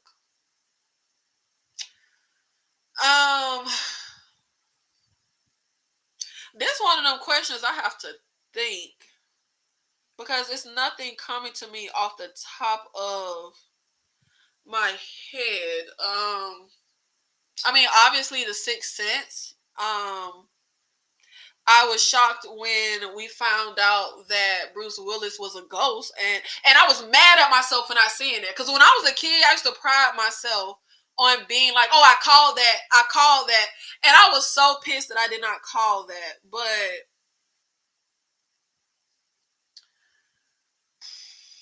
horror movie endings that left me shook.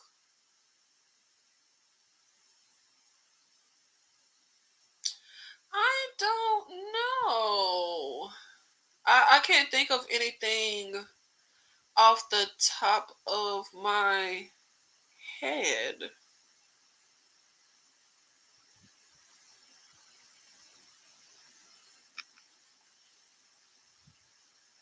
Oh, Malignant.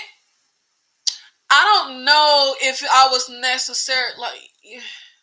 What is a horror movie ending that had you shook, jaw dropped to the floor? Yeah, Malignant. When I first saw Malignant, I absolutely hated that movie. I love it now. But when I first saw it, I hated it. But that ending, my jaw was on the floor. I was shook. I thought that was the greatest third act ever in the world. So Malignant.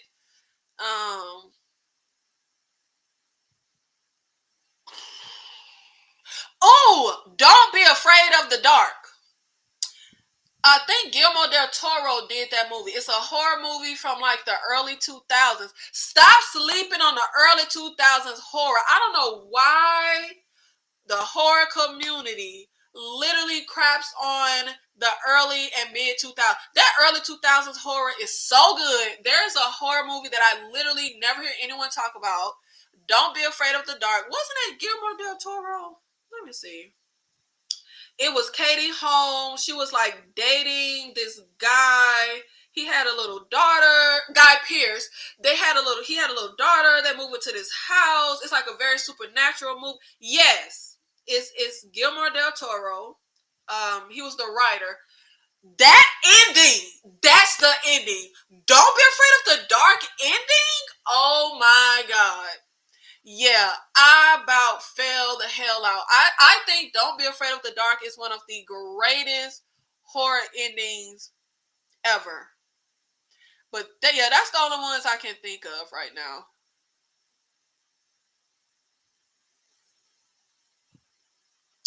Call me sensitive, but I hate scenes in movies where the animals die. Candyman did not have to decapitate that dog's head the way he did. So the same way that I feel about not wanting to see teens in horror for the next at least 40 years, that's equivalent to the way I feel about the dog and the cat in horror.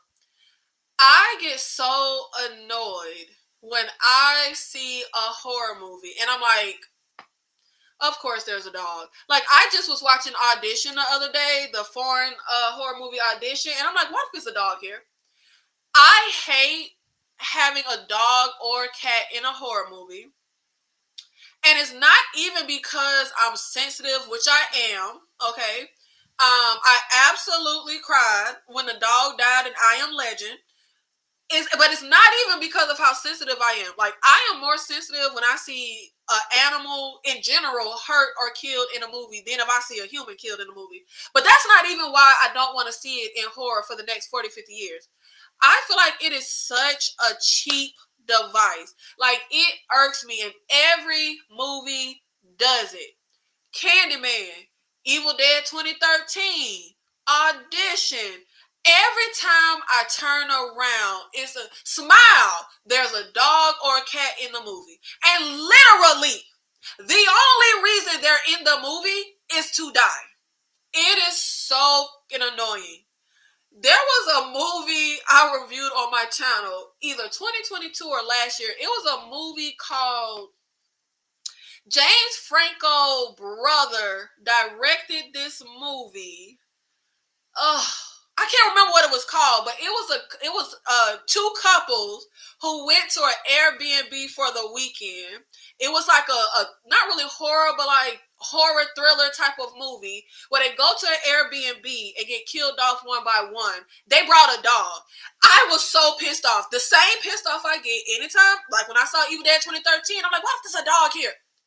Baby, the dog was the final girl. The dog was the final girl. And I was like, that's what I'm talking about. Like, if you're going to bring the dog, at least subvert expectations. Like, I just feel like it is just the cheapest plot. Like, just the cheapest little trick, cheapest little ploy, cheapest little plot device to throw in a dog or a cat. Literally, they are only there to die. It grinds my gears. It grinds my gears so bad.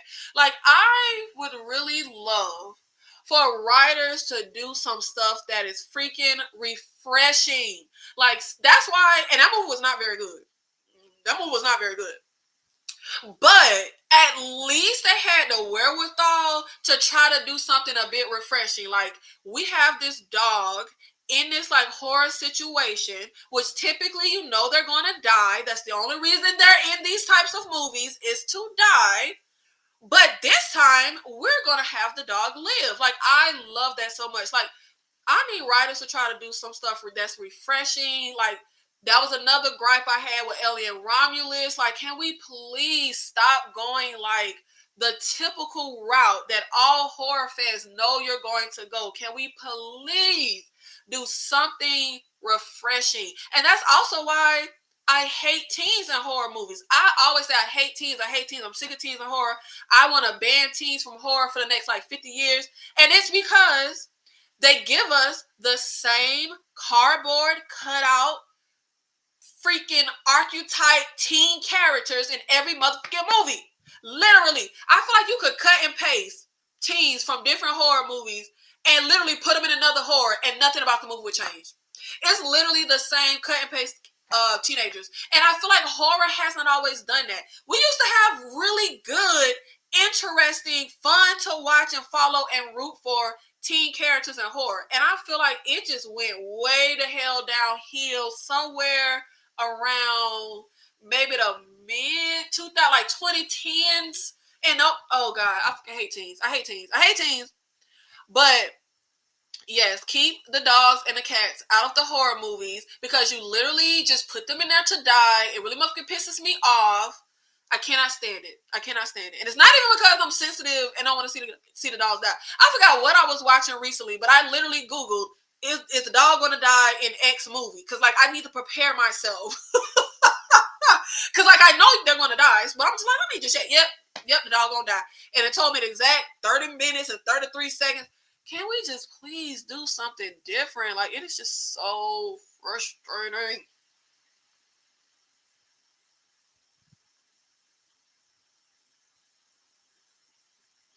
Oh my God, Blueberry, I never hear anybody ever talk about Don't Be Afraid of the Dark. Yes, Don't Be Afraid of the Dark was everything. I couldn't agree more.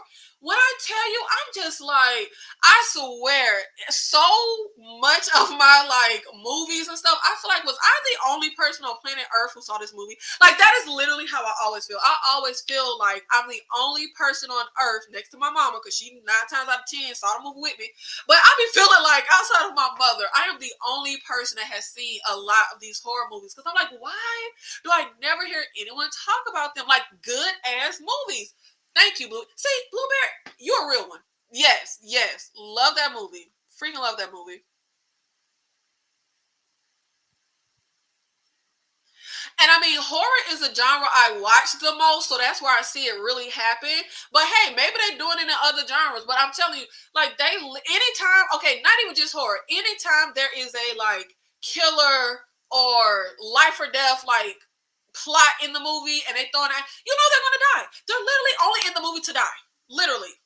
Like, I like the days of movies like Dante's Peak. Do y'all know Dante's Peak with Sarah Connor and Pierce Brosnan? Baby, that dog lived, okay? The whole mountain was falling down. And baby, what happened though? The dog lived. Now see, but we got into a trend where I bet if Dante's Peak type of movie happened today, the dog would die. The dog would die first. Like, I was so pissed the first time I saw the 2013 Evil Dead. Because, baby, why is the dog here? Like, we're at a cabin, so this bitch could, like, oh, sorry, I meant to call the girl a bitch. We're at the cabin, so this girl can detox and kick her drug habit. Why is a dog here?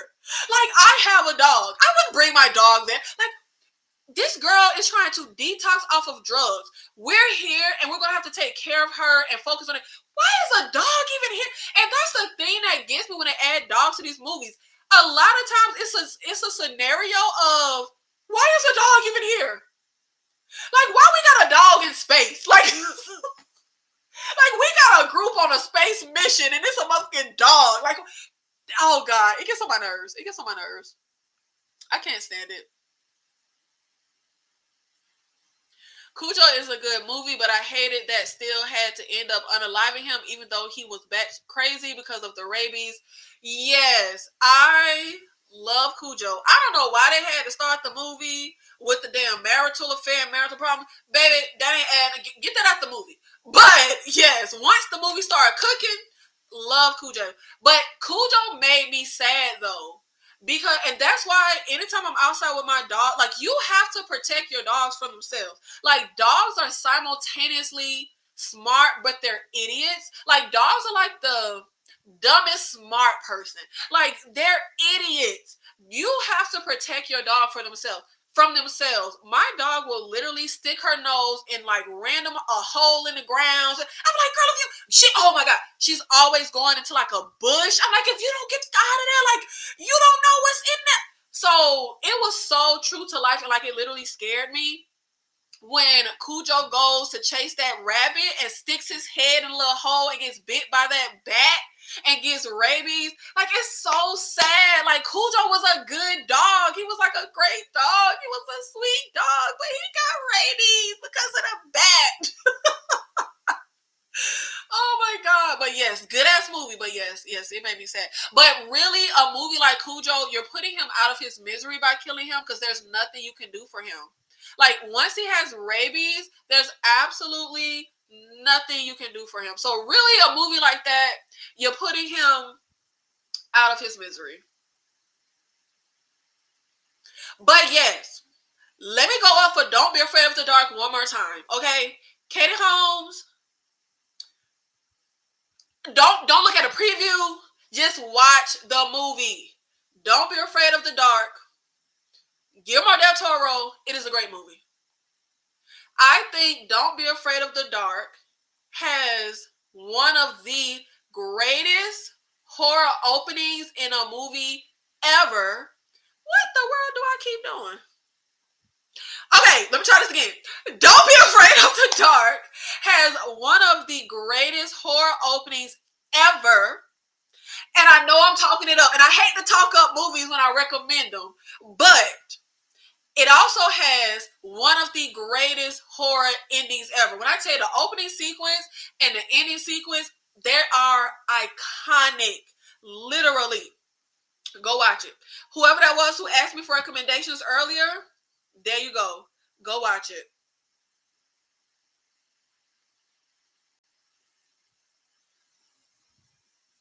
Oh my God, I don't know how to pronounce this name, but thank you. Somebody else sent me Cash App toward my short film. Thank you.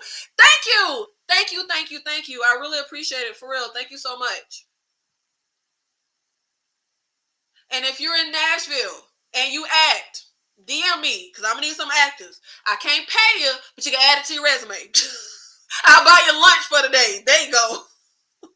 But hey, if I get more donations, maybe I could pay you. Maybe it'll be in the budget. But thank you. I'm so mad I don't want to am I the only, I'm like such a stickler when it comes to people's names. Like, I feel like it is extremely disrespectful to pronounce people's names wrong. Like, I hate it.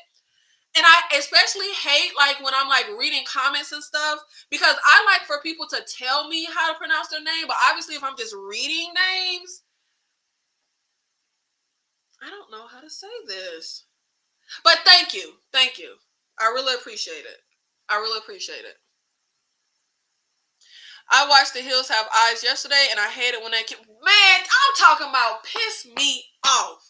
But at least that's a scenario where it makes sense why a dog would be there. I think it was 2 dogs. It makes sense why dogs would be there. We're on like a family road trip.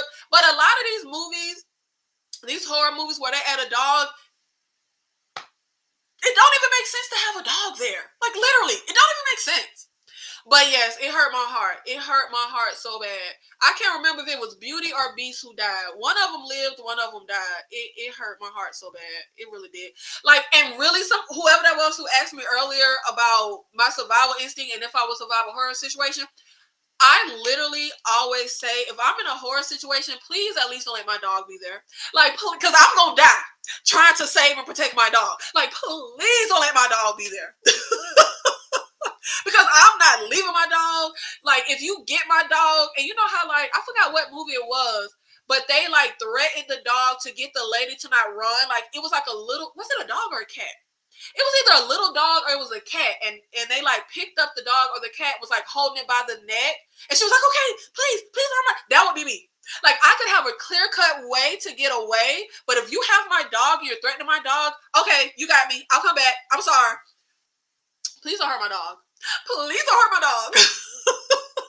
Like, I pray that if I'm, of course I don't ever want to be in a situation like that, but if I'm ever in like a horror situation, a life or death situation, just please don't let my dog be there. Please don't let my dog be there. Because I gotta die for my dog. I gotta die for my dog. Like, I gotta protect my dog. But I was thinking about this the other night because since I moved where I live at, usually when I'm in an apartment, it's like just a regular, like a regular outside apartment where like you're in the complex. So when I would take my dog out at night, I would feel pretty safe because I'm in the complex. Like, you have to actually come in the complex and try and attack me, right? And the last place I lived in, we had like nighttime security that would be driving through.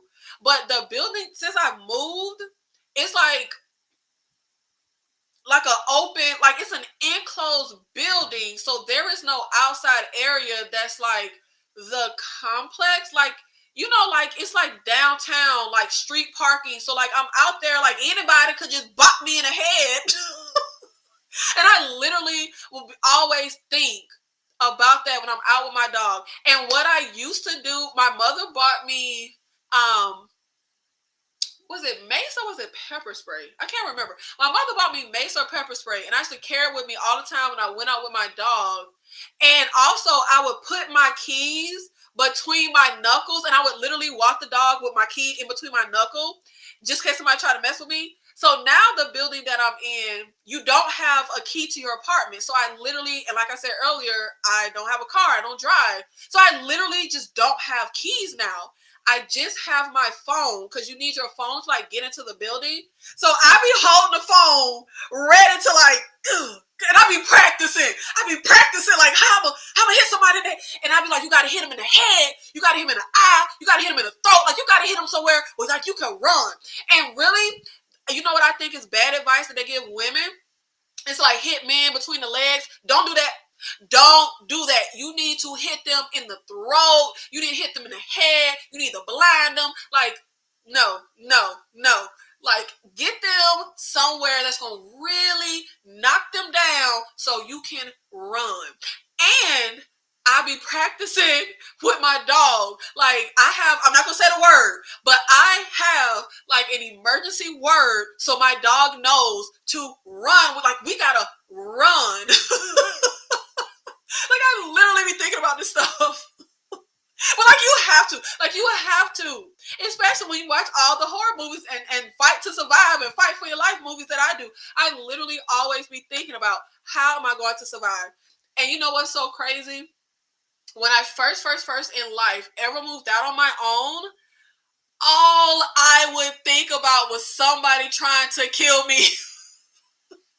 Literally, I would always think about somebody trying to kill me. When I first moved out on my own, I used to sleep with a knife under my pillow, and I would have a knife like strategically hidden somewhere in my room. So if somebody went to attack me, I could reach for a weapon.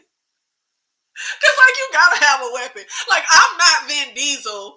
I'm not Joanna Jurchek. I'm not like Ronda Rousey. Like, I'm not a trained MMA fighter. So I need a weapon to fight somebody off. How did we get here? Blueberry ricotta cheese pancakes. Thank you so much for the super chat. Outside your comfort zone recommendation. Baby, why are y'all giving me these kind of recommendations? Give me some.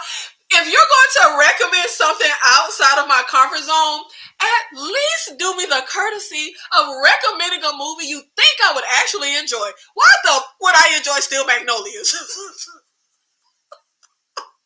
My mama had that on VHS. I'd rather stab my eyeballs out. Thank you for the money, though.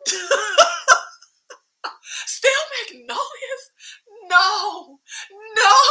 Like, please. Why are y'all throwing movies at me that you know I'm not gonna like?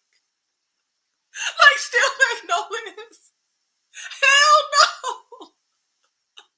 Why do I want to sit through them white women? Wait a minute. Let me make sure I'm not thinking of the wrong movie. Am I thinking of Fried Green Tomatoes? What is Steel Magnolias? I think I might be thinking of the wrong movie. Yes, this is the white women. Sally Field. Shout to white women. Why would I want to sit through this? Feel good. The first word I see is feel good. Do I look like a fucking feel good person? I don't want to fucking feel good. I want to see people die. Feel good, romance, comedy. Not blueberry. Not blueberry. Blueberry. You got strikes off the bat. Feel good, strike 1. Romance, strike 2. Comedy, 2 strikes. Drama, 3 strikes. Then it just says romance. Why do I want to see, baby, we couldn't even get a DEI hire. Where are the niggers? Where are the nigresses? This is a cast of white women. We couldn't put a maid. Do we at least got a maid in here? Let me go look. It's 1989. You couldn't have made a nigga a maid. All I see is, let me go look at the cast. Because maybe the black person ain't make the cover. Dolly Parton, she be acting? I thought she was a country singer. Let me see the cast. I'm scrolling. I don't see no nigresses. I'm scrolling. I don't see no nigresses. I'm scrolling. Baby, where is the niggers? Did we not exist in 1989? Well, ain't no niggers in here. Ain't not a damn one. Still, but my mom used to love this movie. We had it on VHS. Let me see what this is about. A young beautician newly arrived in a small Louisiana. Baby, it's niggers in Louisiana. Young beautician. It's getting late. I need to get out of here. A young beautician newly arrived in a small Louisiana town finds work at the local salon. And it's a salon. Baby, what? We couldn't at least been sweeping the hair up in the salon. Y'all couldn't hire one black person. We could have been shampooing somebody or something in 1989. Where a small group of women share. I'm sorry, I cracked myself up. Where a small group of women share a close bond of friendship and welcome her into the fold. Baby, this don't sound like nothing I want to see. A close bond of friendship and they welcome her into the fold. A feel-good movie? No. Is one of these women gonna stab somebody? If they are, then I'll watch it. Is somebody gonna die? Y'all can't. If y'all are going to give me step outside of your comfort zone recommendations, please give me movies that you at least think I would like.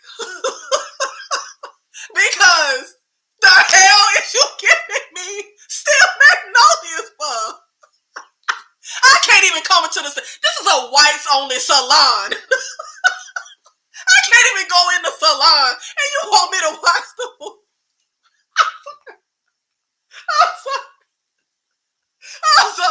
I'm sorry, Blueberry. But baby, you gonna give me a recommendation. Make sure I got at least one black actor. Like, can I at least get a token black? Make sure they don't use words like feel good to describe the movie. Like, I didn't even know that was a genre. They literally have a genre called feel good romance. I did not even know that was a genre. Like, there is a genre called feel good. Let me see what comes up when I hit the genre for feel good romance. Feel good romance. The feel good romance subgenre features heartwarming. Do I look like a fucking heartwarming person? The feel good romance subgenre features heartwarming and uplifting. I think y'all are underestimating just how black my heart is. Just how cold my heart is. Uplifting, feel good, heartwarming. Baby, I ain't never said words like that in my life. I ain't never in my motherfucking life said words like uplifted, heartwarming, feel good. These stories are designed to evoke evoke positive emotions and leave audiences with a sense of happiness, satisfaction, and joy. Do I look like a bitch that want to be left with feelings of happiness and satisfaction and joy? I don't. I want to be left with feelings of nausea, discomfort, horror. They prioritize lighthearted humor. Blueberry, how long you been on my channel, baby? Blueberry, how long have you been on my channel? Please tell me. Because are you new? Because, what the?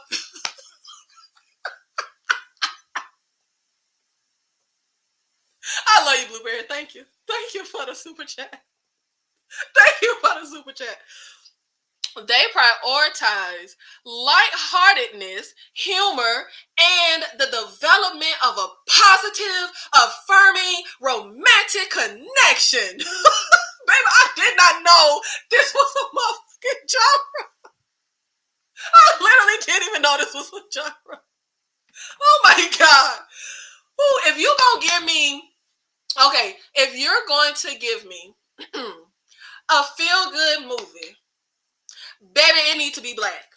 Give me School Days. Ain't School Days like a little heartwarming ain't it about some niggas in college? Like, give me something like that. I can't remember the name of the movie, but I saw a movie for the first time this year off of my mother's recommendations of me trying to get outside of my comfort zone. It was a movie, I think it's in the 70s, and it's a bunch of black kids, and we got Martin Boss from the show Martin. He's in it, and it's these little black kids. They're in high school, and the guy trying to get them to like go to college and have a better life. I cried my eyes out at the end of that damn movie. They killed that little black kid. Give me something like that. Do not give me a whites only salon. Oh my God. I can't. Oh my God. Oh my God. I cracked myself up. I literally have said for like the last 10 years that I truly believe to live a long, healthy life, you have to laugh every single solitary day. Literally, you cannot go one day without laughing. When I tell you, I have not gone one day without laughing since I came up with that about 10 years ago. Make sure you laugh every single day. And that was my laugh for the day. Oh my gosh. Watch The Bride Wore Black and Art House Revenge film. Okay, just that title and descriptor sound like something I'm more likely to want to see. The Bride Wore. Isn't this the movie that they were saying inspired Quentin Tarantino's Kill Bill, or am I mixing it up with something? Now, let's see the genres for The Bride Wore Black. Serial killer. Ding, ding, ding, ding, ding, ding, ding. Crime. Ding, ding, ding, ding, ding, ding, ding. Drama. Mystery. Ding, ding, ding, ding, ding, ding, ding, ding, ding. Julie is prevented from the S word by her mother. She leaves the town. She will track down, charm, and kill 5 men who do not know her. What is her goal? What is her purpose? Adding this to this is already on my watch list. Well, let me add this to as a priority.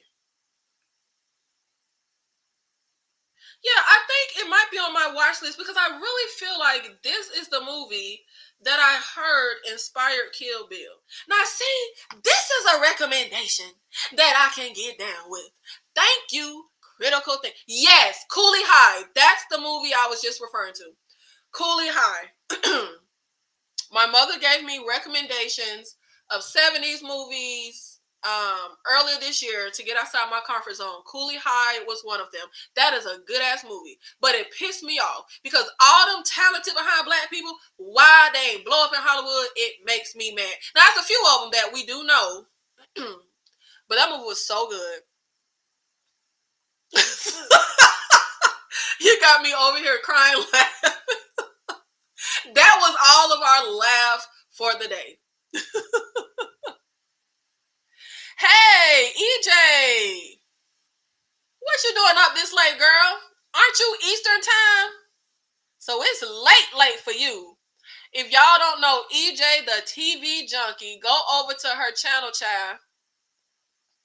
Yes, I got my hair braided today. Hey, Troy, thank you so much for being here in the live. Yes, I was talking about Cooley High. That is the movie I was trying to describe. Like, if you gonna give me some little heartwarming-ish, you know, make sure it's some niggers. That, you know what that remind me of?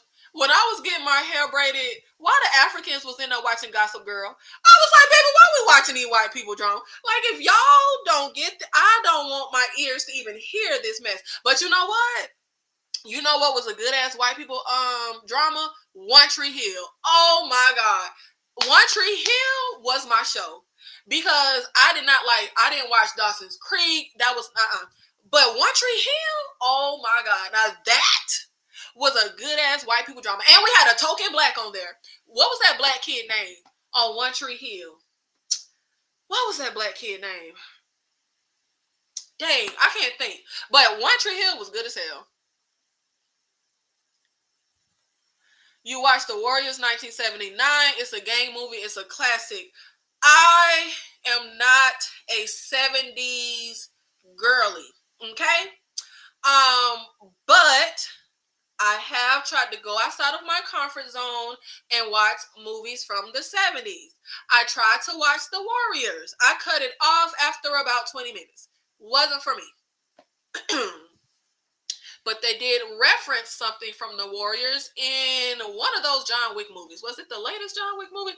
One of them, child. Oh, EJ, you're Central Time? Why did I think you were Eastern? So you're Central with me.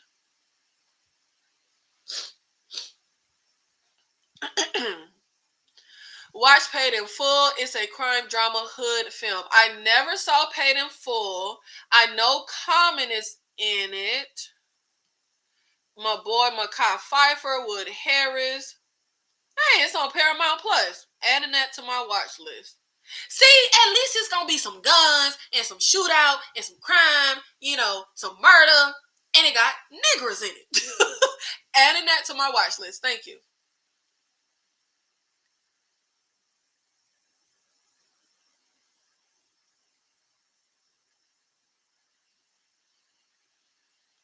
I've never seen Juice.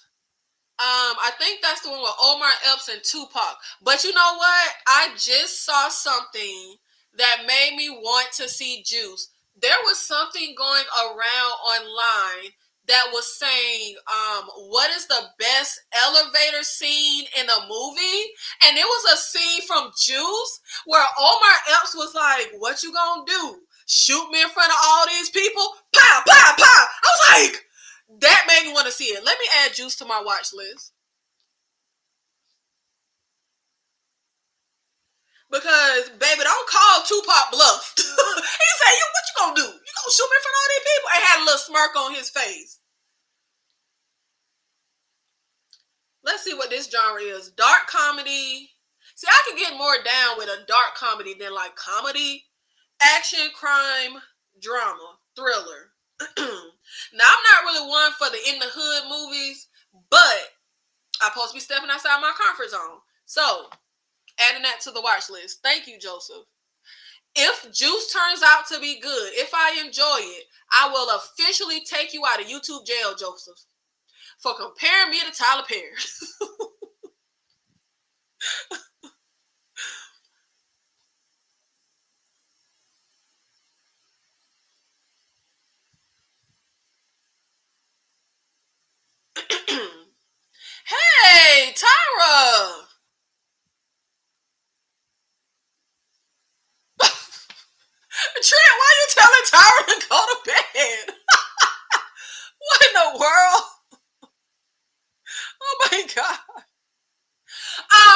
Excuse me, ma'am.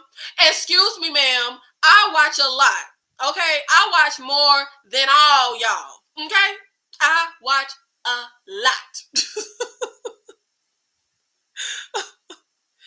Can't believe you ain't watched Juice, but I can't say ish. I never saw Last Dragon till last week. I've never seen Last Dragon. I stick to the stuff I know I like. Ever heard of My So-Called Life? Yes, that was the show with the white girl. I hate teens as well, but that show was the exception. I know the show. I never watched it. The only white teen drama type TV I liked was Degrassi, The New Generation, One Tree Hill, and I feel like that was it. Yeah, that was it. Those two was my shows. Those two was good. I don't want to see niggas in the hood. But you know what? Does Don't Be a Menace to South Central while drinking your juice in the hood, does that count as a hood classic? Because I saw that. I had that on VHS when I was a kid. Does that count? You know what? Technically, I have seen the hood classics because they parody all the hood classics in that movie. So, shut your mouth. I've seen the hood classics.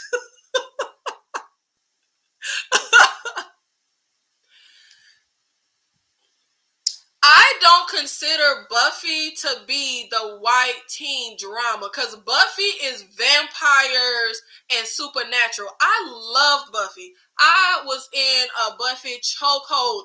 I got in a fight when I was a teenager with my supervisor because she called Sarah Michelle Gellar a bimbo and I had to defend Buffy. Buffy had me in a chokehold. But you know what? We need to talk about how Xander was the true villain of that show. I couldn't stand Xander. Oh my God.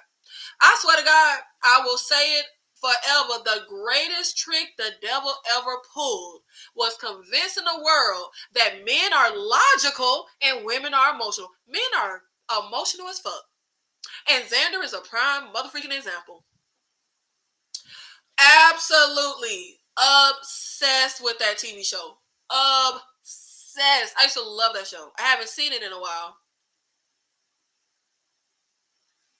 Of course I did. Of course I did. Tuned in every week. Loved Buffy. Loved it. Loved it. Loved it. Juice is basically a movie about Tupac turning into a serial killer that goes on a killing spree as soon as he gets a Glock in his hand and everybody is scared of him. All I know is once I saw that elevator scene floating around online, I said, oh hell, let me go watch Juice because that elevator scene took me out. I said, what the hell? He popping off in front of people? I said, child, let me go watch this movie because this movie is crazy. This movie is crazy. But you know what? Speaking of y'all recommending movies to get me out of my comfort zone, you know what movie? Oh, dang. It might not be considered out of my comfort zone since there is murder, but it's not like, I think it is outside of my comfort zone. Have y'all ever seen that Othello movie with Josh Hartnett and Julia Stiles and Mekhi Phifer? I think that's outside of my comfort zone. I love that movie. Oh my God. It's basically like a modern retelling of the Shakespeare Othello play where Josh Hartnett plays the biggest hater in the history of cinema. Oh my God. When I tell you I love Mekhi Phifer down, Mekhi Phifer be doing that real, I gotta pay rent acting.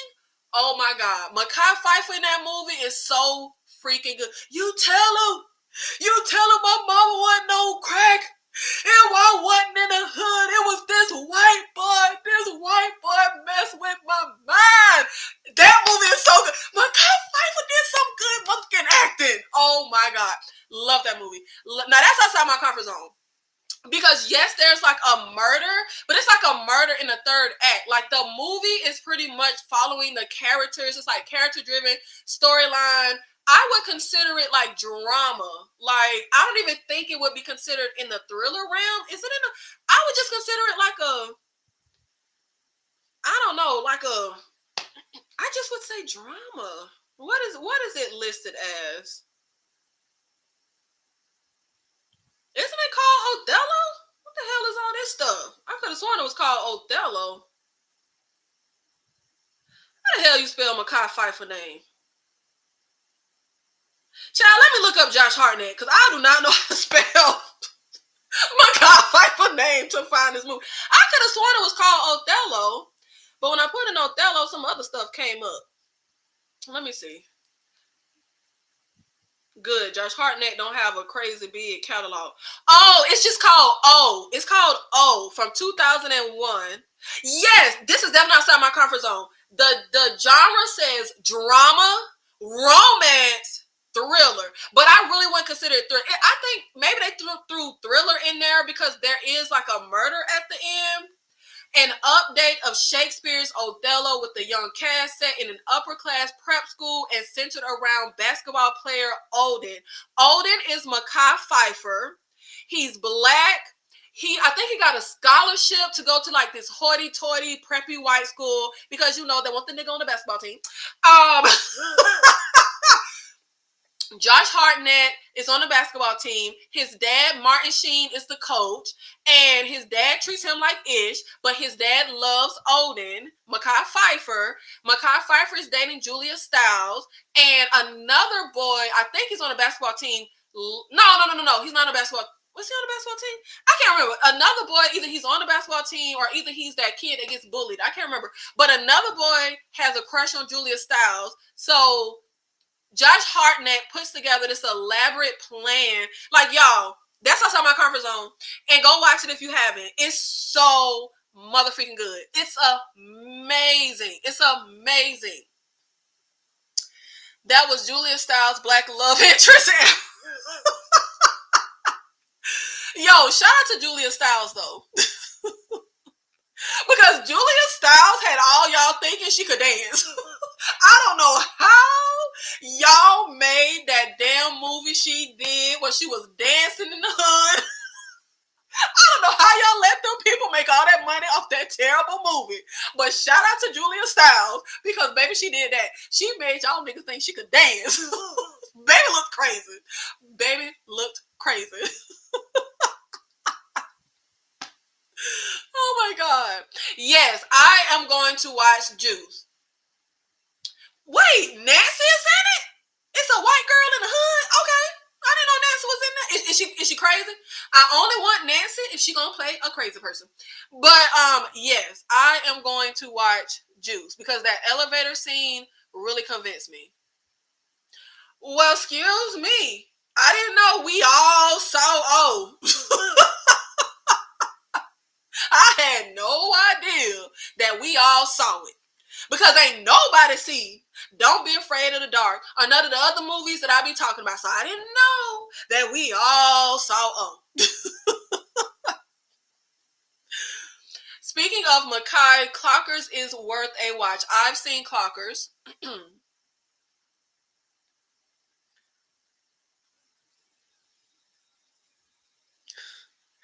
The Josh Hartnett shade, his career took a slight hike. It did? Because I know his career take no hiatus because of because that is an amazing motherfucking performance from him. You should see Mekhi Phifer in Soul Food. I've never seen Soul Food. He acted his behind all slamming Nia Long against the... What? He was a woman beater? Why did he slam her to the wall? I don't want to see Mekhi Phifer beating up on Nia Long.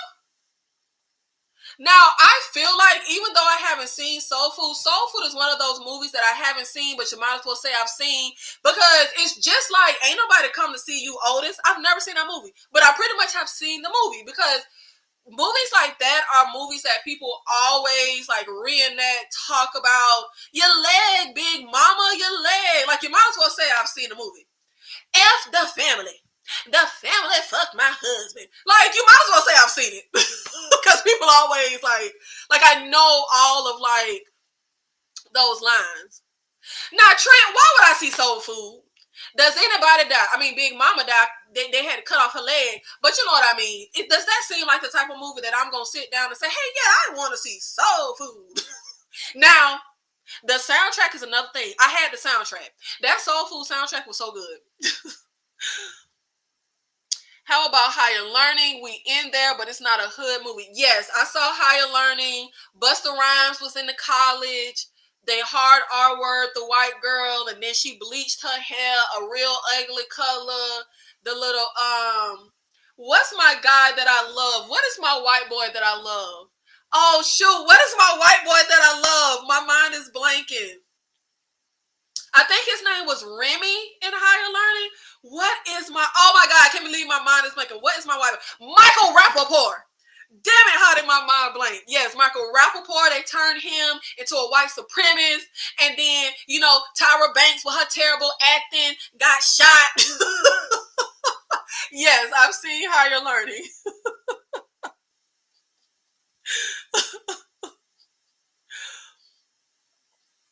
You can't tell me Julia Stiles ain't down with the swirl. She be taking off. Baby, is Julia taking black men in real life? Like, this is just movies, okay? Makai's best acting performance is paid in full. Oh, that says a lot. Because Makai is always doing his good acting. But I added paid in full. I forgot who just recommended it. I added paid in full to my get outside my comfort zone watch list. So I will be seeing paid in full. The only role Vivica was good in. Now hold on now. No Vivica Fox slander shall prosper. That is not the only role she was good in. I can't think off the top of my head, but don't you disrespect Vivica like that. She was good at Independence Day. Baby made sure she saved that dog. Baby made sure she drove that truck. She tried to help the first lady. Don't you dare disparage Vivica's name. Let me look up Vivica because I know she got some gems. Vivica is a great actress. Okay? We are not going to disrespect the Vivica motherfucking Fox. Oh my God! Motherfucking Kill Bill. Don't you dare say that the only role Vivica motherfucking Fox was good in was Soul Food when baby was in Kill Bill. Oh my God.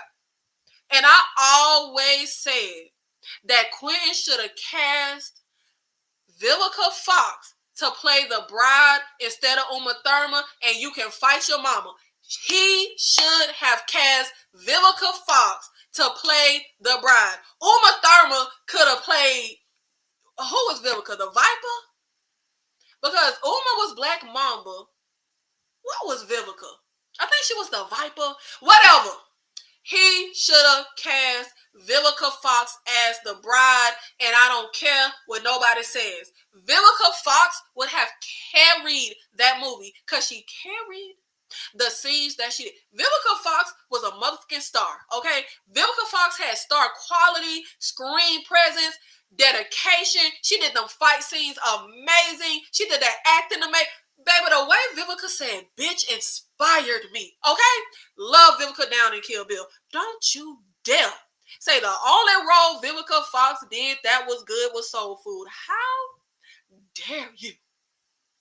No, baby. She got Kill Bill. So don't you ever. She got Kill Bill. She got Independence Day. And I may not have seen Soul Food, but it ain't nothing she could have done in Soul Food that could have been better than Kill Bill or Saving That Dog in Independence Day. Okay? It is nothing in Soul Food that could be better than Vivica busting open that door and saying, Boomer! Boomer! And then that dog jumping over with that fire behind him. Ain't nothing in Soul Food better than that. Absolutely nothing.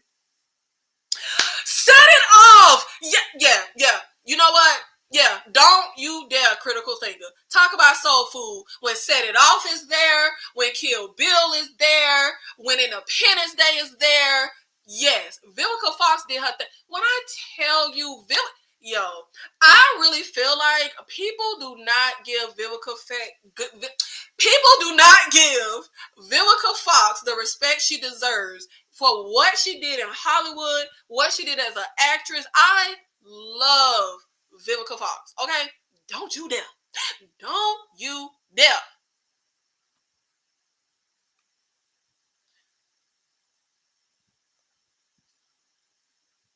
Love Vivica. She was amazing in Kill Bill. And I have seen Kill Bill 1,100,000 million times. That is my motherfucking movie. Volume 1, not Volume 2. The volume with Vivica and Lucy Liu. That's the best. I cannot believe you fixed your mouth. You must be trying to compete with Joseph Felton and be in YouTube jail, because I cannot believe you said that the only role Vivica did good in was Soul Food. I cannot believe it. Okay.